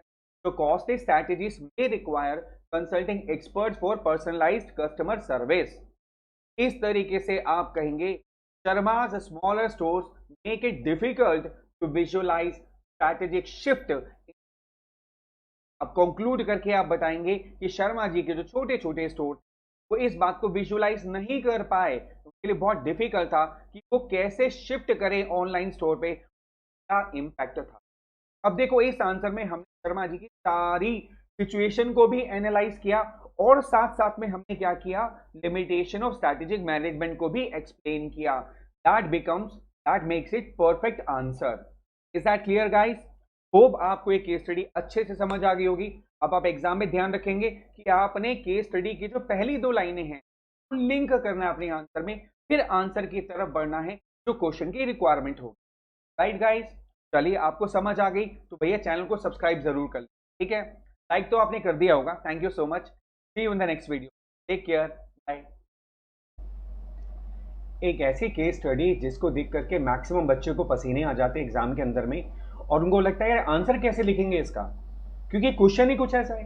क्वेश्चन स्ट्रेट फॉरवर्ड नहीं आएगा कि भैया इसका आंसर बताओ, लेकिन आपको एनालाइज करके इसका आंसर देना होगा। क्वेश्चन क्या है? क्वेश्चन है draft the vision and mission statement that may be formulated by Raj. यानी अब आपको यहां पर केस स्टडी को पढ़ के आपको विजन स्टेटमेंट बनानी है और मिशन स्टेटमेंट खुद लिखनी है। तो इसके लिए मैं आपको एक बहुत अच्छा तरीका बताऊंगा जिससे आप आराम से विजन और विजन स्टेटमेंट को लिख सकते हैं। केस स्टडी को पढ़ते हैं। Mister Raj has been hired as the CEO by XYZ Limited, a FMCG company that has diversified into affordable cosmetics. The company intends to launch feel good brand of cosmetics. XYZ wishes to enrich the lives of people with its products that are good for skin and are produced in ecological beneficial manner using herbal ingredients.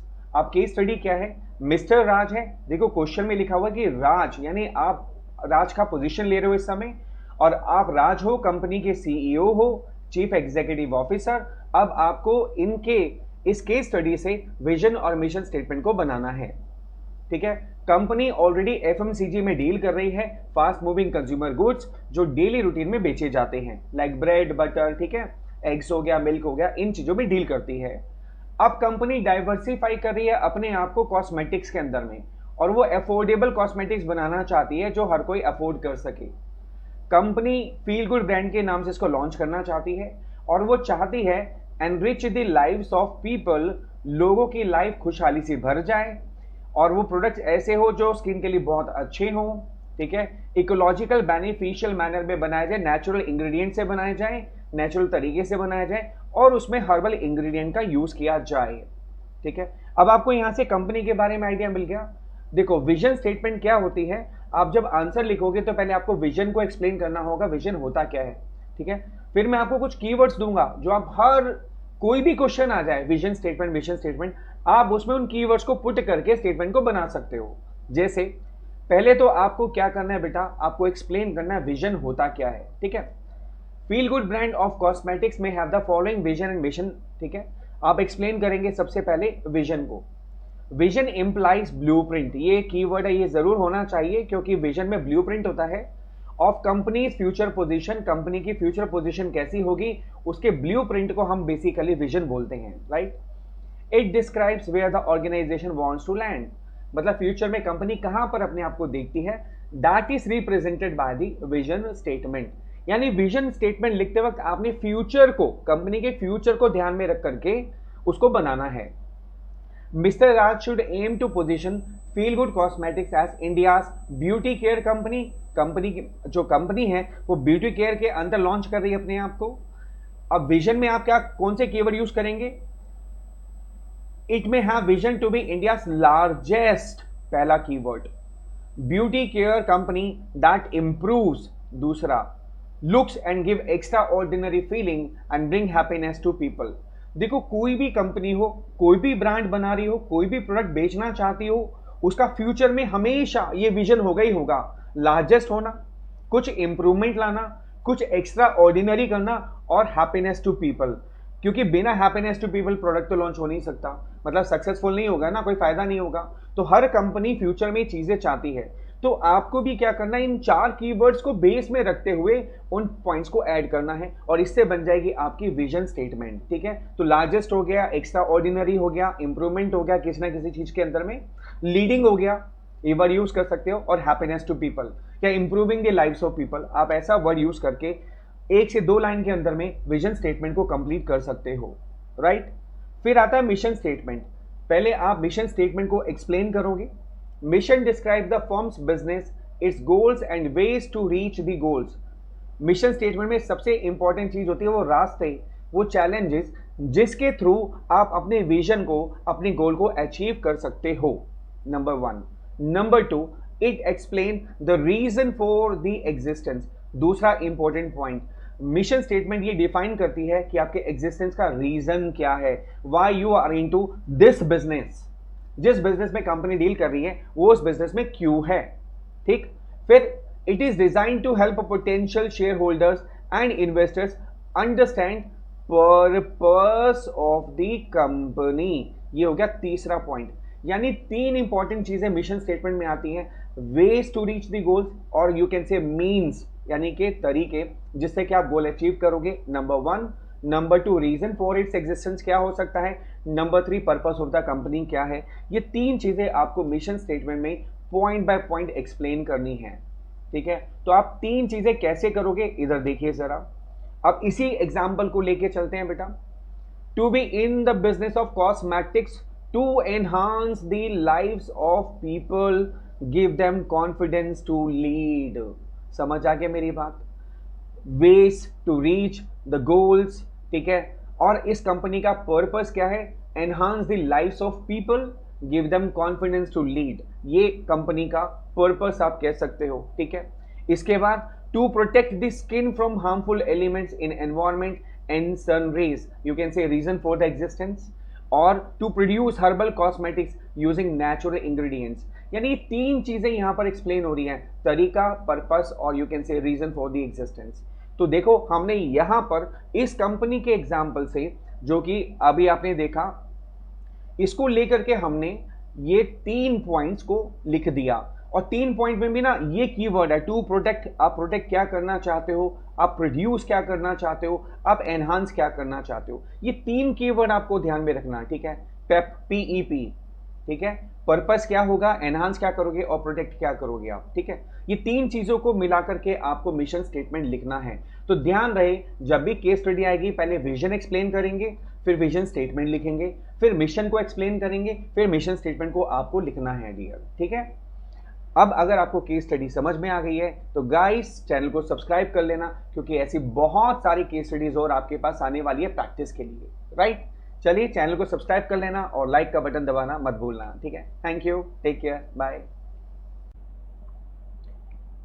Question पूछा गया है यहां पर कि कौन सी strategy use की जा रही है कंपनी के द्वारा, which type of strategy is the retail chain employing.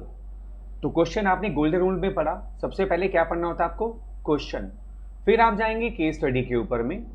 ABC retail chain regularly monitors consumer trends and supply chain flexibility. The retail chain tracks consumer trends to adjust its offerings, ensuring they meet customer needs. Simultaneously, it maintains a flexible supply chain to respond swiftly to demand fluctuations. This strategy enables ABC retail chain to anticipate market shifts and adapt to them effectively, ensuring its competitiveness and customer satisfaction. अब देखो case study क्या है, आपसे पूछा जा रहा है कि किस टाइप की स्ट्रैटेजी जो है ये रिटेल चेन यानी ABC रिटेल चेन यूज कर रही है। आपको पता है स्ट्रैटेजी 2 टाइप की होती है, proactive as well as reactive. अब आपको ये बताना है कि ये कंपनी जो है ये प्रोएक्टिव स्ट्रैटेजी यूज करती है या रिएक्टिव करती है या दोनों करती है। ठीक है, दूसरी बात, आपको इसका रीजन भी देना होगा, जस्टिफाई करना होगा कि आप जो आंसर दे रहे हो वो क्यों दे रहे हो, उसके पीछे क्या लाइंस हैं, क्या लॉजिक है और क्या रीजनिंग है। ठीक है, अब जरा इस केस स्टडी को हम हाईलाइटेड पॉइंट के साथ दोबारा पढ़ते हैं। ABC retail chain regularly monitors consumer trends, ये रेगुलरली कंज्यूमर ट्रेंड्स को मॉनिटर करती रहती है, एंड सप्लाई चेन फ्लेक्सिबिलिटी को भी, ठीक है। The retail chain tracks consumer trends to adjust its offerings ensuring they meet customer needs. So this is called proactive strategy. यानी ABC रिटेल कंपनी क्या करती है, पहले से ही मॉनिटर करती रहती है कंज्यूमर का ट्रेंड क्या चल रहा है, कंज्यूमर किस ओर मूव कर रहा है, और अकॉर्डिंगली ये एडजस्ट करती है। क्या करती है बेटा, एडजस्ट करती है अपनी ऑफरिंग्स को, ठीक है, ताकि वो कस्टमर नीड को पूरा कर सके। तो ये तो होगी proactive strategy, right. Simultaneously, it maintains a flexible supply chain to respond swiftly to demand fluctuation. देखो, in response to something, अगर आप adjust कर रहे हो, ये जो वर्ड है ना respond to, किसी की respond में यानी changing circumstances के respond में अगर आप कोई strategy बनाते हो तो that becomes reactive strategy. यानी इस केस के अंदर में कंपनी जो है वो proactive strategy भी यूज कर रही है और reactive strategy भी यूज कर रही है। This strategy enables ABC retail chain to anticipate. देखो यहाँ पर दो फिर से वर्ड आ गए हैं। पहला वर्ड एंटीसिपेट, जब आप एंटीसिपेट करते हो कोई चीज फ्यूचर के लिए और स्ट्रैटेजी बनाते हो तो वो प्रोएक्टिव स्ट्रैटेजी होती है, right. Market shift and adopt, adopt का मतलब होता है चेंजिंग सर्कमस्टांस के हिसाब से आप अपने आप को एडजस्ट कर रहे हो और स्ट्रैटेजी को मोल्ड कर रहे हो, दैट इज रिएक्टिव स्ट्रैटेजी, ठीक है। तो ये दो वर्ड अगेन आपको जस्टिफाई करते हैं कि ABC रिटेल जो है वो दोनों स्ट्रैटेजी यूज कर रही है, proactive as well as reactive. अब आपको आंसर कैसे प्रेजेंट करना है बेटे, सबसे पहले आप यहां पर लिखोगे retail chain is employing a strategy that combines both proactive and reactive elements. बिल्कुल स्ट्रेट फॉरवर्ड, पहली लाइन में आपने स्पष्ट रूप से आंसर देना है, फिर आपको बताना है प्रोएक्टिव अप्रोच क्यों है और इसके रिएक्टिव अप्रोच क्यों है। प्रोएक्टिव अप्रोच इसलिए क्योंकि ये मॉनिटर करती है कंज्यूमर ट्रेंड्स को और एडजस्ट करती है प्रोडक्ट ऑफरिंग को to meet the customer needs. Reactive strategy क्यों, क्योंकि ये फ्लेक्सिबल सप्लाई चेन करती है in response to quickly to make changes in the market, ठीक है। मार्केट चेंजेस के हिसाब से अपनी सप्लाई चेन को फ्लेक्सिबल भी कर लेती है, तो this is called reactive strategy, right. फिर आपको यहां पर बताना होगा कि दोनों स्ट्रैटेजी जो है वो बहुत अच्छी है और बहुत इफेक्टिव है। Both strategies allow for effective anticipation of future trends and immediate market changes. फिर आप बताएंगे this strategy ensures competitiveness and customer satisfaction. तो ये पॉइंट्स आपके आंसर में इंक्लूड होने चाहिए। आंसर को ऑफ कोर्स आप इसको एलैबोरेट कर सकते हो, प्रोएक्टिव स्ट्रैटेजी को एक्सप्लेन कर सकते हो, रिएक्टिव स्ट्रैटेजी को और एक्सप्लेन कर सकते हो, ठीक है। तो this should be your conclusive answer in your exam. अगर स्ट्रैटेजी अच्छी लगी हो, ये वाला क्वेश्चन समझ आया हो आपको, तो भैया चैनल को सब्सक्राइब जरूर करना, लाइक का बटन दबाना मत भूलना। मिलते हैं अगली केस स्टडी के अंदर में और बहुत अच्छे कॉन्सेप्ट को हम रिकॉल करने वाले हैं। Till then take care guys, bye bye. हमारा क्वेश्चन है which of these relationships functional and divisional, horizontal और matrix will most effectively achieve Tech Innovators INCs strategy goals and why.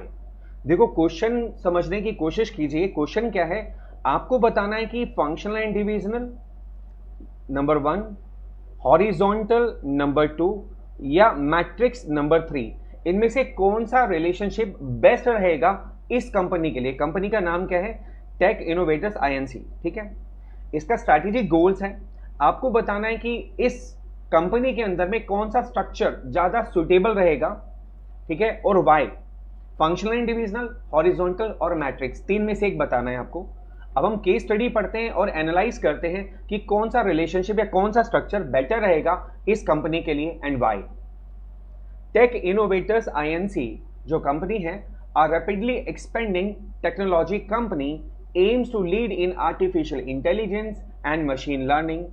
With recent growth, the company is evaluating which organizational structure will best support its vision for innovation and leadership in AI technologies. They are considering 3 options: functional and divisional relationship for specialization, horizontal relationship for flat collaborative management, and matrix relationship for cross functional teams. अब case study को जरा हम आराम से बारीकी से समझते हैं। टेक इनोवेटर एक कंपनी है जो आर्टिफिशियल इंटेलिजेंस में और मशीन लर्निंग में लीड करना चाहती है, सुपीरियर सुपर बनना चाहती है, राइट। रीसेंट ग्रोथ में कंपनी ने इवैल्यूएट किया है कि ऑर्गेनाइजेशन स्ट्रक्चर जो होता है ना, वो बहुत ज्यादा सपोर्ट करता है। आपका एक चैप्टर भी है ऑर्गेनाइजेशन स्ट्रक्चर, जिसमें आप डील करते हो, बहुत सारे स्ट्रक्चर है, functional structure, divisional structure, multi divisional structure, matrix, network, hourglass structure है ना। और वहां पर आपने ये भी देखा होगा स्ट्रैटेजी इंप्लीमेंटेशन 5वां चैप्टर में, राइट, रिमेंबर।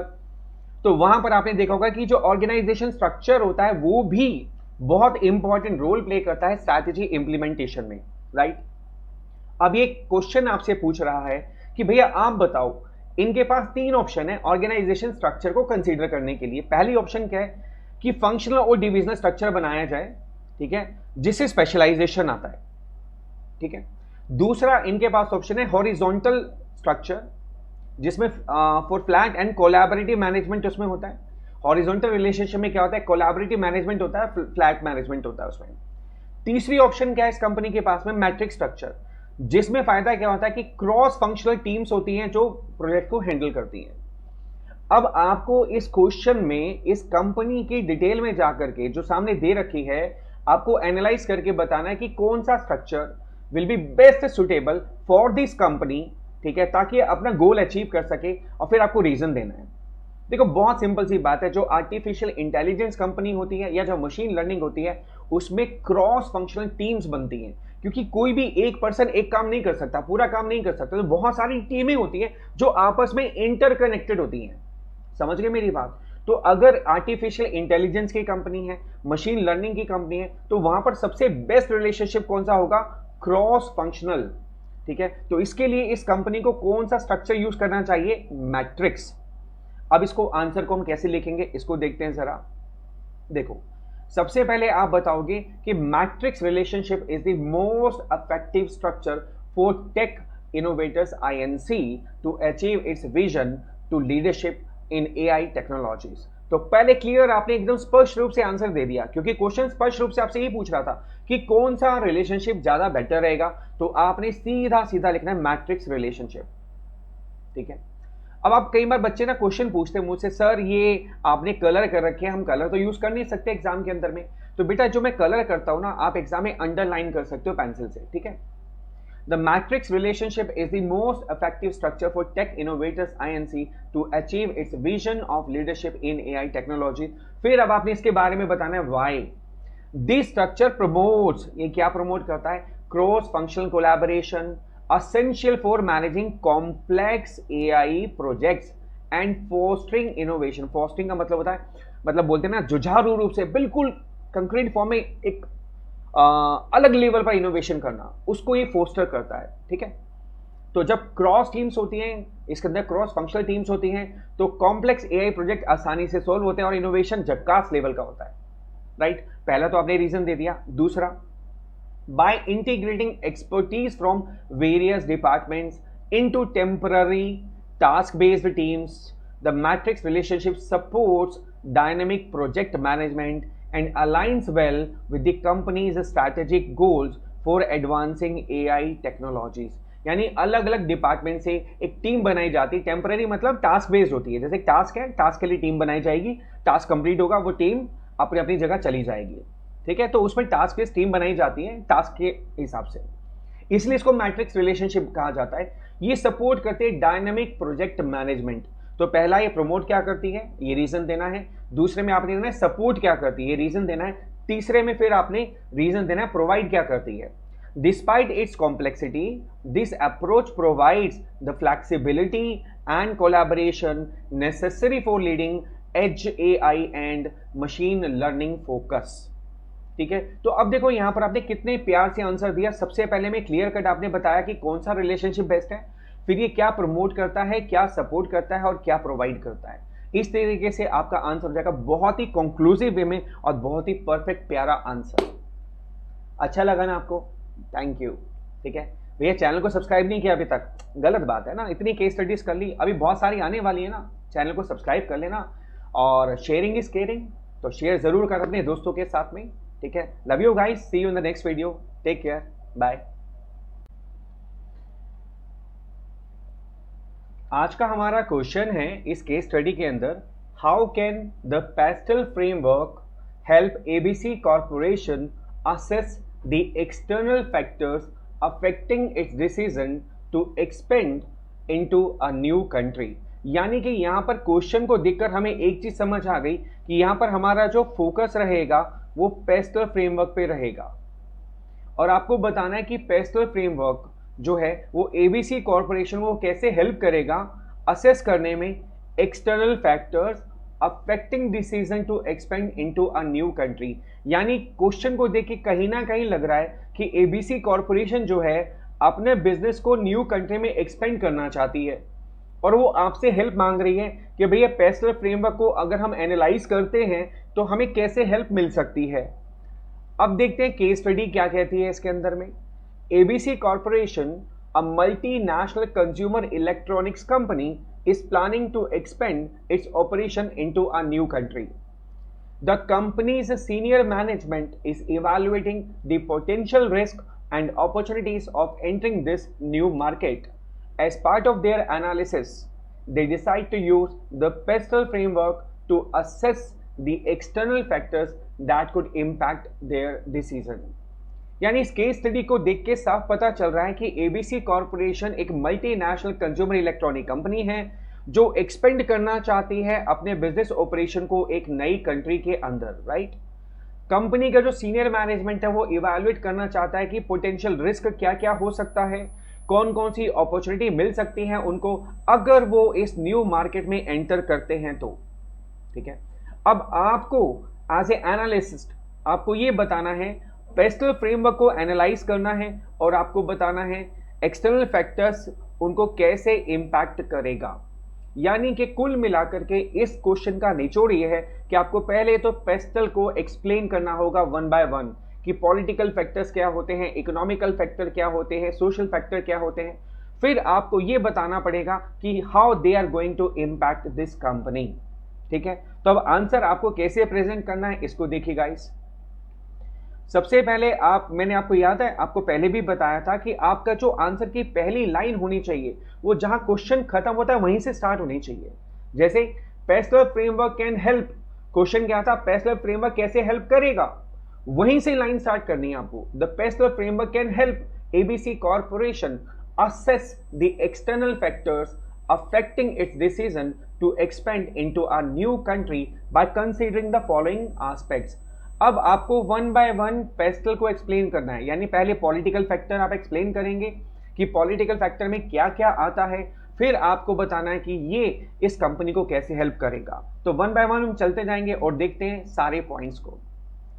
आप सबसे पहले लिखेंगे political factors include stability of the government, government कितनी स्टेबल है, गवर्नमेंट की पॉलिसीज कैसी हैं फॉरेन इन्वेस्टमेंट को लेकर के, ट्रेड एग्रीमेंट्स कैसे हैं वहां पर, और वहां का रेगुलेटरी फ्रेमवर्क कैसा है पॉलिटिकल फैक्टर्स में।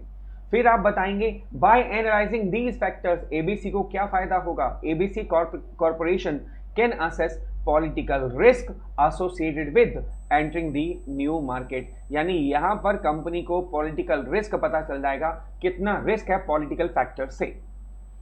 फिर पीई मतलब इकोनॉमिकल फैक्टर्स, फिर आप इकोनॉमिकल फैक्टर्स को बताएंगे कि उसमें कौन कौन से पॉइंट आपको कंसीडर करने चाहिए और उसको एनालाइज करके एबीसी कॉर्पोरेशन को क्या फायदा होगा।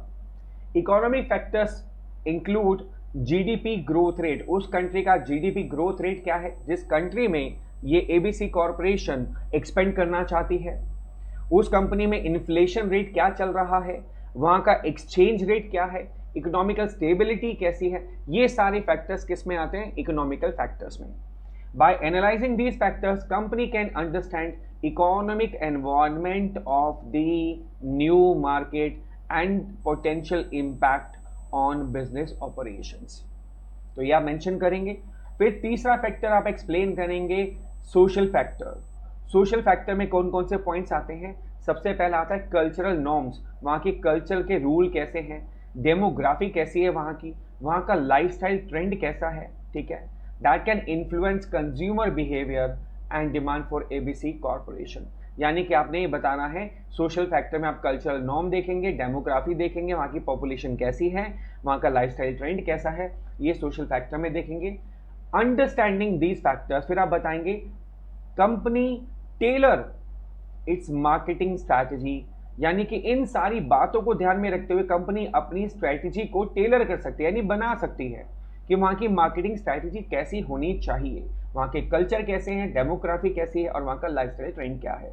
इस बेस पर company can tailor its marketing strategy. फिर आप करेंगे next explain technological factors. Technological factors में आप बताएंगे वहाँ का इंफ्रास्ट्रक्चर कैसा है, वहाँ की टेक्नोलॉजिकल एडवांसमेंट कितनी है, वहाँ पर लेवल ऑफ टेक्नोलॉजी एडॉप्शन कितना है, मतलब लोग टेक्नोलॉजी को कितनी जल्दी अडॉप्ट करते हैं वहाँ पर, राइट। फिर आप बताएंगे same point, by assessing these factors company can determine technological requirement. अब इससे इनको ये पता चल जाएगा कि कंपनी की टेक्नोलॉजिकल रिक्वायरमेंट कितनी है, अगर वो न्यू मार्केट में जाना चाहती है तो टेक्नोलॉजी कैसे हेल्प कर सकती है, कितनी रिक्वायर्ड है उनके लिए टेक्नोलॉजी, राइट। फिर आप एक्सप्लेन करेंगे लीगल फैक्टर्स। लीगल फैक्टर्स में आप एक्सप्लेन करेंगे legal factor laws and regulation related to foreign investment, क्योंकि आप ये कंपनी फॉरेन इन्वेस्टमेंट करने जा रही है तो वहां का लॉ क्या कहता है फॉरेन इन्वेस्टमेंट को लेकर के, वहां पर आईपी राइट्स कैसे हैं, इंटेलेक्चुअल प्रॉपर्टी राइट्स के बारे में वहां का लॉ क्या कहता है, वहां पर लेबर लॉस कैसे काम करते हैं, ये जानना बहुत जरूरी है।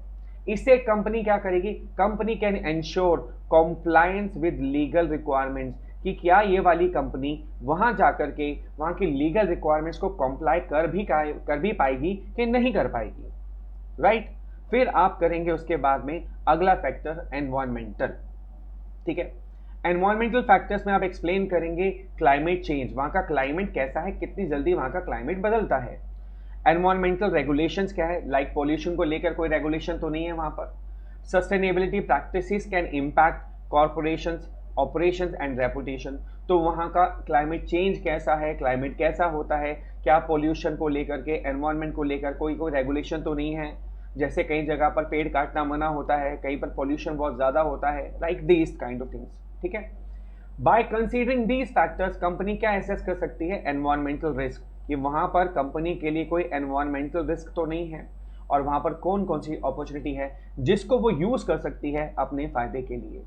फिर लास्ट में आपको कंक्लूजन देना है कि overall PESTLE framework can provide ABC corporation with a comprehensive analysis of external factors that could impact the decision to expand into a new country, helping the company make informed and strategic decisions, यानी company जो decision लेगी वो informed होंगे और strategy based होंगे।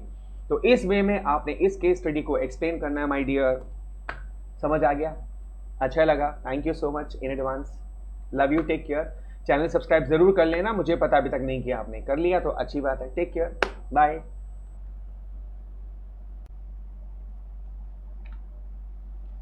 Question है which tool can be used for this analysis and what is the procedure to implement it effectively.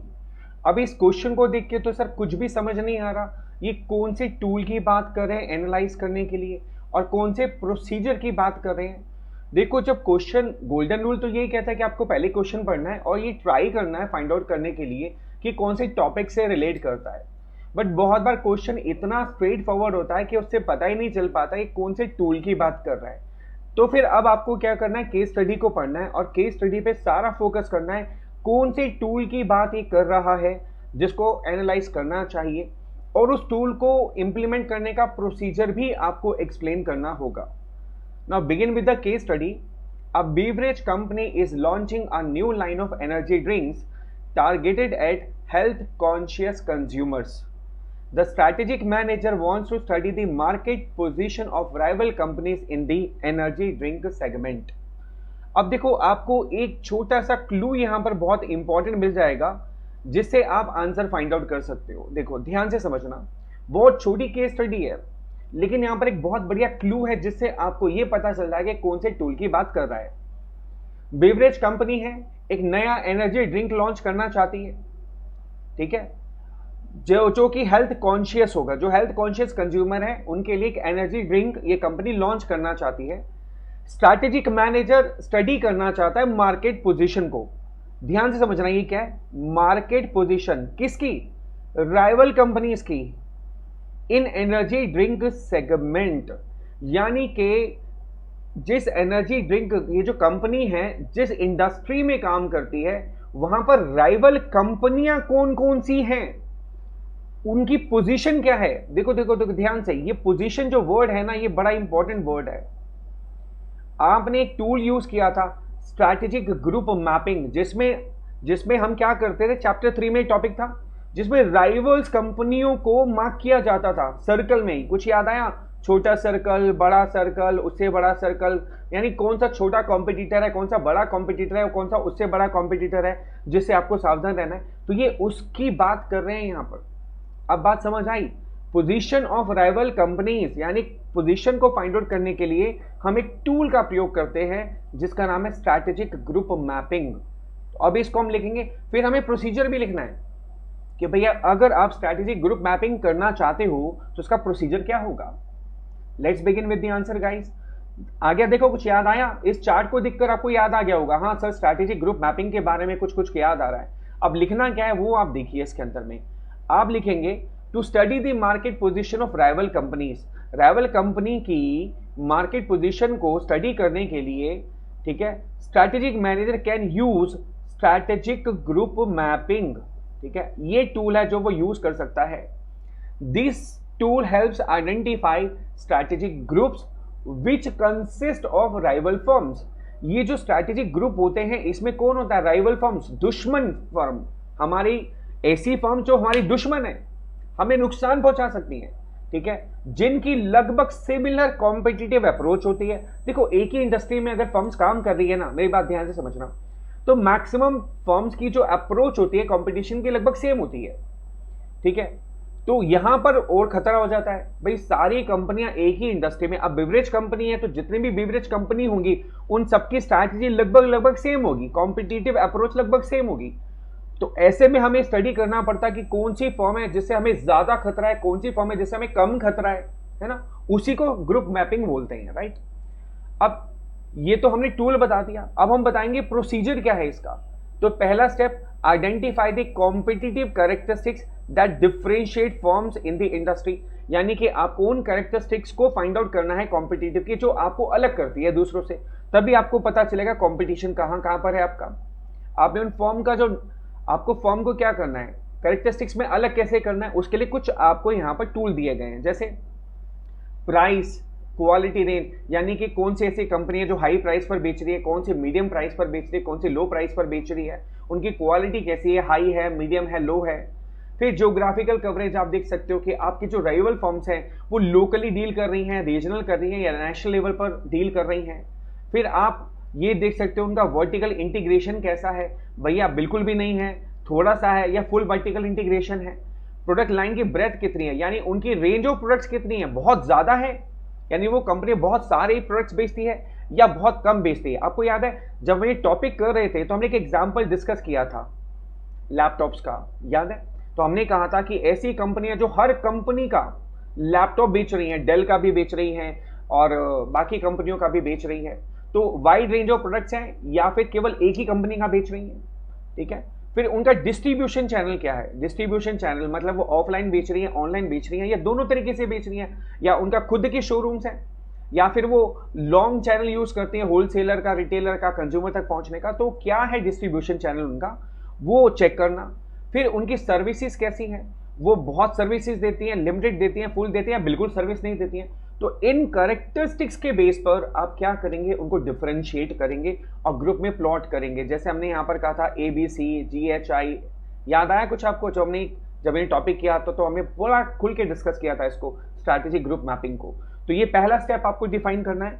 फिर आप बताएंगे इसके अंदर में दूसरा step, plot the firms on A 2 variable map. इसमें 2 वेरिएबल मैप यूज किया जाता है, ठीक है, जिसमें आप कैरेक्टरिस्टिक्स को डिफरेंशिएट कर सकते हैं कि कौन सी फर्म आपके बहुत क्लोज है कंपटीशन में, कौन सी बड़ी है, कौन सी छोटी है, किससे आपको ज्यादा खतरा है, किससे आपको कम खतरा है।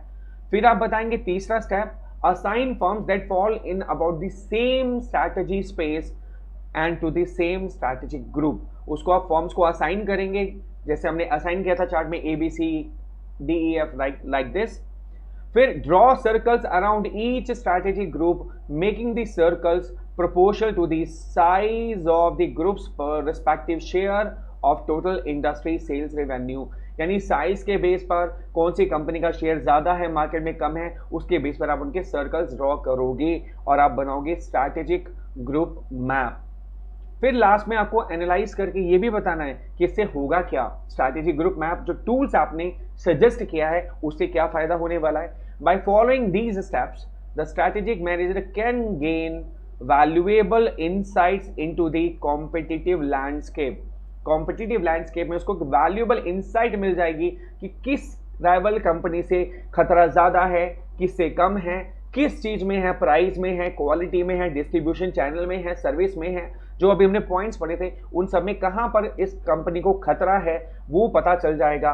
और आइडेंटिफाई पोटेंशियल पोजीशनिंग स्ट्रैटेजीज, यानी कौन सी कंपनी कहां पर पोजीशन करती है, किसकी स्ट्रैटेजी आपसे ज्यादा इफेक्टिव है, किसकी स्ट्रैटेजी कम इफेक्टिव है, ये सारा पता चल जाएगा आपको इस टूल से जिसको हम लोग बोलते हैं स्ट्रैटेजिक ग्रुप मैपिंग गाइस।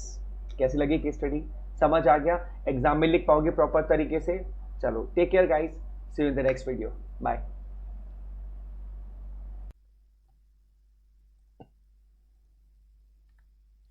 हाँ जी, क्वेश्चन क्या है, क्वेश्चन है develop an action plan outlining steps the CEO can take to achieve the turn around. Okay, देखो ये तो क्वेश्चन देखते ही आपको सीधा सीधा समझ आ गया होगा कि टर्न अराउंड स्ट्रैटेजी के बारे में यहाँ डिस्कशन होने वाला है और वो कह रहे हैं एक्शन प्लान बताना है आपको, ठीक है, और उसमें स्टेप्स बताने हैं, यानी कि टर्न अराउंड स्ट्रैटेजी के स्टेप्स को यहाँ पर आपको एक्सप्लेन करना है, ठीक है।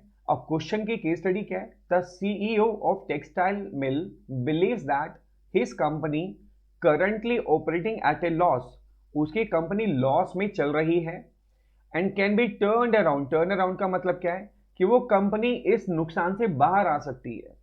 अब आपको एक्शन प्लान बताना है टर्न अराउंड करने के लिए, राइट। तो क्वेश्चन क्या है, टर्न अराउंड स्ट्रैटेजी के स्टेप्स को आपको एक्सप्लेन करना है। तो अब आप क्या करेंगे इसके अंदर में, आप इसमें स्टेप्स बताएंगे कि पहला स्टेप क्या होना चाहिए, दूसरा स्टेप क्या होना चाहिए, कौन कौन से स्टेजेस आपको पार करने टर्न अराउंड के लिए। तो स्टेज 1 क्या कहती है, assessment of the current problems. आपको जो भी करंट प्रॉब्लम्स है उसको असेस करना है और उसमें सबसे इंपॉर्टेंट है root cause. First step, assess the current problem and get the root cause and the extent of damage. यानी कि अगर कंपनी को नुकसान हो रहा है तो उसका रूट कॉज क्या है, मेजर कारण क्या है और उसकी वजह से कितना नुकसान हो रहा है, स्टेज 1। स्टेज 2 में आप क्या करेंगे, एनालाइज द सिचुएशन। अब देखो सिचुएशन को एनालाइज करने के लिए आपको क्या करना है, अपनी स्ट्रेंथ को और वीकनेस को एनालाइज करना है दोबारा से, क्योंकि नॉर्मली हम नुकसान में कब जाते हैं, जब हम प्रॉपरली अपनी स्ट्रेंथ और वीकनेस को एनालाइज नहीं करते और कूद जाते हैं, अरे भाई हो जाएगा, कूद जाओ दिख ही जाएगी, ऐसे में फंसता है बिजनेसमैन, है ना। तो आपको क्या करना है, स्टेज 2 में analyse the situation and develop a strategic plan, identify major problems opportunities, develop a strategic plan with a specific goal, detailed functional actions after analyzing strength and weaknesses in areas of competitive position। Stage 2 हो गया, पहले क्या था root cause, stage 2 में क्या था, आपको strategic plan बनाना है लेकिन अपनी वीकनेस को और स्ट्रेंथ को एनालाइज करते हुए, राइट। स्टेज 3 में क्या करेंगे, आप एक इमरजेंसी एक्शन प्लान बनाएंगे, क्योंकि नुकसान बहुत हो रहा है, नुकसान हो रहा है तो भैया फटाफट आपको क्या करना है, जल्दी जल्दी एक एक्शन प्लान बनाना है जिससे फटाफट नुकसान कम हो। मान लो कैश नहीं आ रहा तो कैश आना शुरू हो जाए, नुकसान हो रहा है नुकसान कम होना शुरू हो जाए। जैसे नॉर्मली क्या होता है, देखो जब कोई पर्सन का एक्सीडेंट होता है, ब्लीडिंग ज्यादा हो रही होती है तो डॉक्टर सबसे पहले क्या करता है, उस ब्लीडिंग को रोकता है। डॉक्टर को मालूम है अगर ब्लीडिंग ज्यादा हो गई तो सिचुएशन संभालना और मुश्किल हो जाएगा, लेकिन एक बार अगर ब्लीडिंग रुक जाती है पर्सन की तो वो सिचुएशन को संभालना आसान हो जाता है। Same is here, third step में क्या करना है आपको, if the organisation is in a critical stage, तो आपको अप्रोप्रिएट एक्शन प्लान लेना है to stop the bleeding and enable the organisation to survive, ताकि ऑर्गेनाइजेशन सर्वाइव कर सके। देखो सर्वाइव करेगी तो प्रॉफिट में भी आ जाएगी, अगर सर्वाइव ही नहीं करेगी तो भाई फिर तो बंद होना लाजमी है, डूबेगी डूबेगी, राइट। तो स्टेज 3 हो गया। फिर आपको स्टेज 4 एक्सप्लेन करनी है, रीस्ट्रक्चरिंग द बिजनेस। अब आपको क्या करना है, ब्लीडिंग रुक गई, नुकसान को आपने कम करना शुरू कर दिया, तो फटाफट आप नोटिस क्या करेंगे, rapid improvement, rapid improvement, that is stage 4। अच्छा कई बार क्या होता है, ऐसा भी होता है, if the core business is irreparably damage. Irreparably damage का मतलब है कि आप उसको रिपेयर नहीं कर सकते हो। आपका जो कोर बिजनेस था वो इतनी बुरी तरह डैमेज हो गया कि वो रिपेयरेबल ही नहीं है, तो फिर क्या करोगे? फिर भी आपको कोशिश करनी है रैपिड इंप्रूवमेंट की। देखो डॉक्टर को जब ये लगता है ना कि पेशेंट के बचने का चांस कम है, तो वो हारता नहीं है कि वो छोड़ नहीं देता, चलो ठीक है भाई मरने दो। वो फिर ज्यादा कोशिश करता है कि धीरे धीरे इसके इंप्रूवमेंट के साइन आते जाएंगे तो हम बाकी एक्शन ले लेंगे। तो डॉक्टर भी यही करता है, तो बिजनेस में भी आपको यही करना है।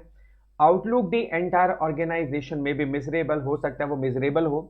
Efforts to be made to position the organisation for rapid improvement, right. फिर स्टेज 5 में आपको क्या करना है, आपको नॉर्मल बिजनेस में आना है। जब आपको ये साइन नजर आने शुरू हो जाए बिजनेस के अंदर में कि भाई धीरे धीरे आप प्रॉफिट कमाना शुरू कर रहे हो, तो that means you are coming to the normal situation. In the final stage of turn around strategy process, the organization should begin show these signs of profitability, return on investments, and enhancing economy value added. अगर ये science आपको नजर आ रहे हैं, that means अब आप normal situation पर आ रहे हो। So these are the steps of turn around strategy, right guys? समझ आ गया ना? अरे वाह, चलो झकास। See you in the next video, bye. Subscribe नहीं किया, कर लो यार, एक बटन दबाना है सिर्फ, लाइक का बटन दबा दिया, thank you so much. See you in the next video, bye. इस केस स्टडी में मैं आपको एक बहुत ही प्यारा शॉर्टकट बताऊंगा, एक वर्ड, जिससे इस केस स्टडी का आंसर आपके लिए बहुत सिंपल हो जाएगा और एग्जाम में भी आपको बहुत हेल्प मिलने वाली है। तो चलिए स्टार्ट करते हैं। गोल्डन रूल और पहला क्वेश्चन क्या है, इसको जरा एनालाइज करते हैं। क्वेश्चन है, using the best practices for managing change in small and medium size businesses, outline a strategy to help the company navigate this transformation successfully। अब इस क्वेश्चन को देख करके तो मतलब दिमाग में ही नहीं आ रहा है क्या पूछना चाह रहा है। क्वेश्चन को एक बार दोबारा रीड करके देखो। आपको बेस्ट प्रैक्टिस यूज करनी है, ठीक है, और change in small and medium size business में आपको एक स्ट्रैटेजी बनानी है, ठीक है, to help the company navigate this transformation. अभी कौन से ट्रांसफॉर्मेशन की बात कर रहा है इस क्वेश्चन में बिल्कुल क्लियर नहीं है, बट एक पॉइंट हमें पता चल गया, यहां पर जो हमें स्ट्रैटेजी बनानी है वो ट्रांसफॉर्मेशन को लेकर के बनानी है। क्या एक क्लू समझ आ गया क्वेश्चन में? ठीक है, अब केस स्टडी पढ़ते हैं। केस स्टडी कहती है, imagine you are a consultant advising a small manufacturing company embarking on a digital transformation journey. The company's leadership is concerned about managing the change effectively। यानी अब थोड़ी क्लैरिटी हुई इस word से, डिजिटल ट्रांसफॉर्मेशन। अब समझ आया? देखा वर्ड कैसे आपको एग्जाम में ये फाइंड आउट करना है किस चीज के बारे में पूछ रहा है। देखो मोस्टली बच्चों को ना आंसर आते होते हैं, लेकिन लिखना क्या ये नहीं पता चलता। समझ गए मेरी बात? मतलब आंसर तो पता है, लेकिन इसका आंसर क्या लिखना ये नहीं पता। क्वेश्चन कुछ और समझ लेते हैं, आंसर कुछ और लिखकर आ जाते हैं और फिर नंबर नहीं आते हैं। क्वेश्चन को ढंग से पकड़ो। क्वेश्चन कह रहा है दिस ट्रांसफॉर्मेशन, जो ट्रांसफॉर्मेशन है उसके लिए आपको एक स्ट्रैटेजी बनानी है। अब ट्रांसफॉर्मेशन क्या है? Digital transformation. आपको समझ आया? डिजिटल स्ट्रैटेजी कुछ याद आया? चैप्टर नंबर 5 स्ट्रैटेजी इंप्लीमेंटेशन में एक कॉन्सेप्ट, एक टॉपिक है डिजिटल ट्रांसफॉर्मेशन। अगर करना हो तो कौन कौन से स्टेप फॉलो करने चाहिए। अब बच्चे को प्रॉब्लम आती है सर सारे स्टेप्स कैसे याद करें। मैं आपको एक वर्ड बताऊंगा, सेटअप। आपको डिजिटल सेटअप लगाना है, बस इस वर्ड से पूरा आंसर लिख दोगे। देखो कैसे, देखो देखो देखो। आपको समझाना है कि स्ट्रैटेजी इंप्लीमेंट करनी है, स्ट्रैटेजी बना करके बतानी है। उसके लिए स्टेप कौन कौन से होंगे? आपको क्या करना है, एक सेटअप लगाना है, सिर्फ एक वर्ड। कौन सा? सेटअप। इधर देखो, जैसे ये वर्ड है ना सेटअप, SETUP, केवल इसी वर्ड से आप पूरा डिजिटल ट्रांसफॉर्मेशन के सारे स्टेप्स लिख सकते हो, पूरी स्ट्रैटेजी यहां पर डिफाइन कर सकते हो, राइट। तो आपको लिखना कैसा है? To help the small manufacturing company navigate its digital transformation successfully we would recommend the following strategy. आपको स्ट्रैटेजी बतानी है तो आप बोलेंगे भैया पहला स्टेप क्या होना चाहिए? Start at the top. Change in management strategies must take place first at the top level. यानी कि डिजिटल में अगर कोई चेंज आ रहा है ना, तो सबसे पहले टॉप लेवल से ही शुरू करना चाहिए। इससे क्या होगा? This culture will motivate the rest of the organisation to accept the change.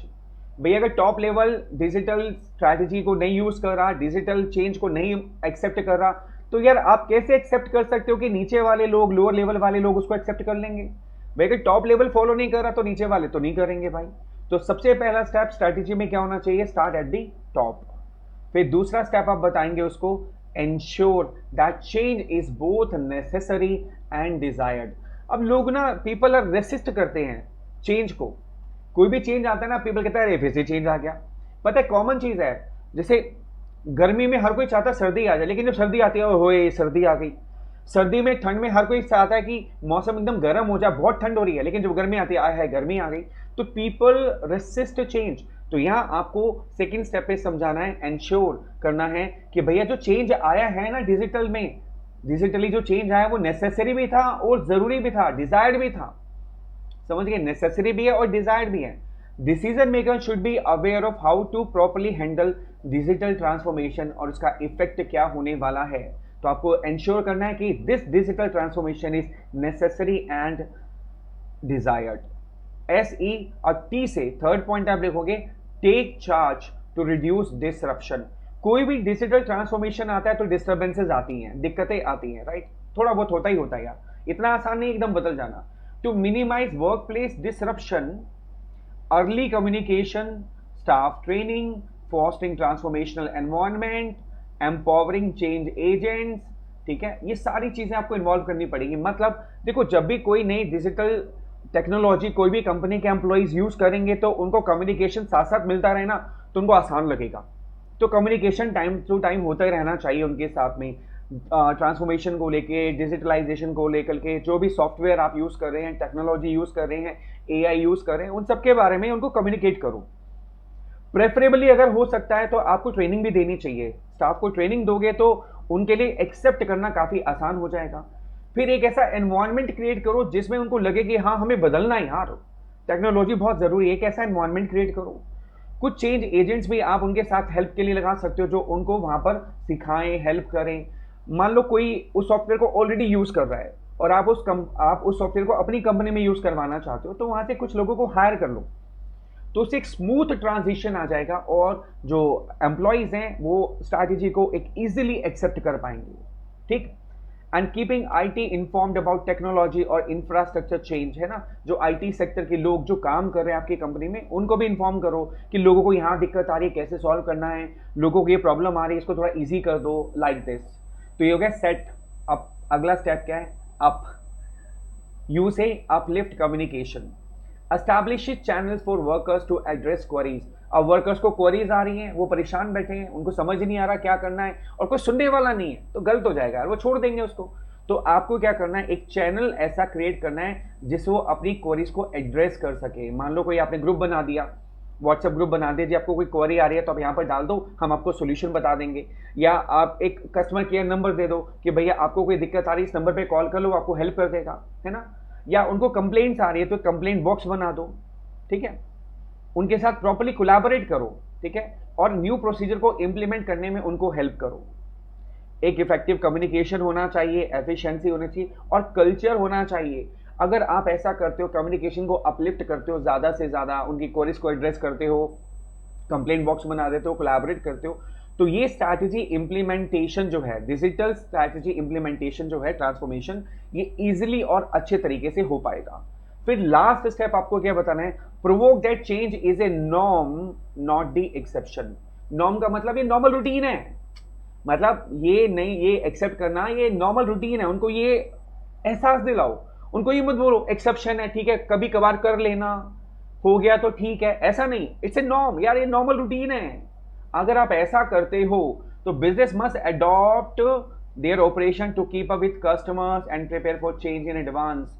तो इट्स ए नॉर्म, चेंज एक बदलाव जो होता है वो एक नॉर्मल हो गया। और वैसे भी आज की डेट में बिजनेस एनवायरनमेंट इतना चेंजिंग हो चुका है कि भाई चेंज एक नॉर्मल रूटीन बन गया है। इट्स नॉट ए कि चेंज कभी आ रहा है, इट्स ए नॉर्मल रूटीन। और डिजिटल चेंज तो यार आप लोग जानते ही हो कि रोज नई ऐप्स आ रही हैं, नए सॉफ्टवेयर आ रहे हैं, नए तरीके आ रहे हैं, तो अब तो ये नॉर्मल रूटीन सा लगने लग गया है। कोई नई ऐप आती है, यार नॉर्मल है ना। तो ये एहसास दिलाना है एम्प्लॉइज को। तो इस तरीके से आप डिजिटल ट्रांसफॉर्मेशन के लिए स्ट्रैटेजी डेवलप कर सकते हो। केवल एक वर्ड आपको याद रखना है, सेटअप, और आप इस टॉपिक को बहुत इजीली एक्सप्लेन कर सकते हो अपने एग्जाम में। गाइस कैसे लगा कमेंट में जरूर लिखना है, सेटअप आपको कैसा लगा, मतलब ये शॉर्टकट कैसा लगा कमेंट में जरूर बताइएगा। मिलता हूं अगली वीडियो में। Take care, bye.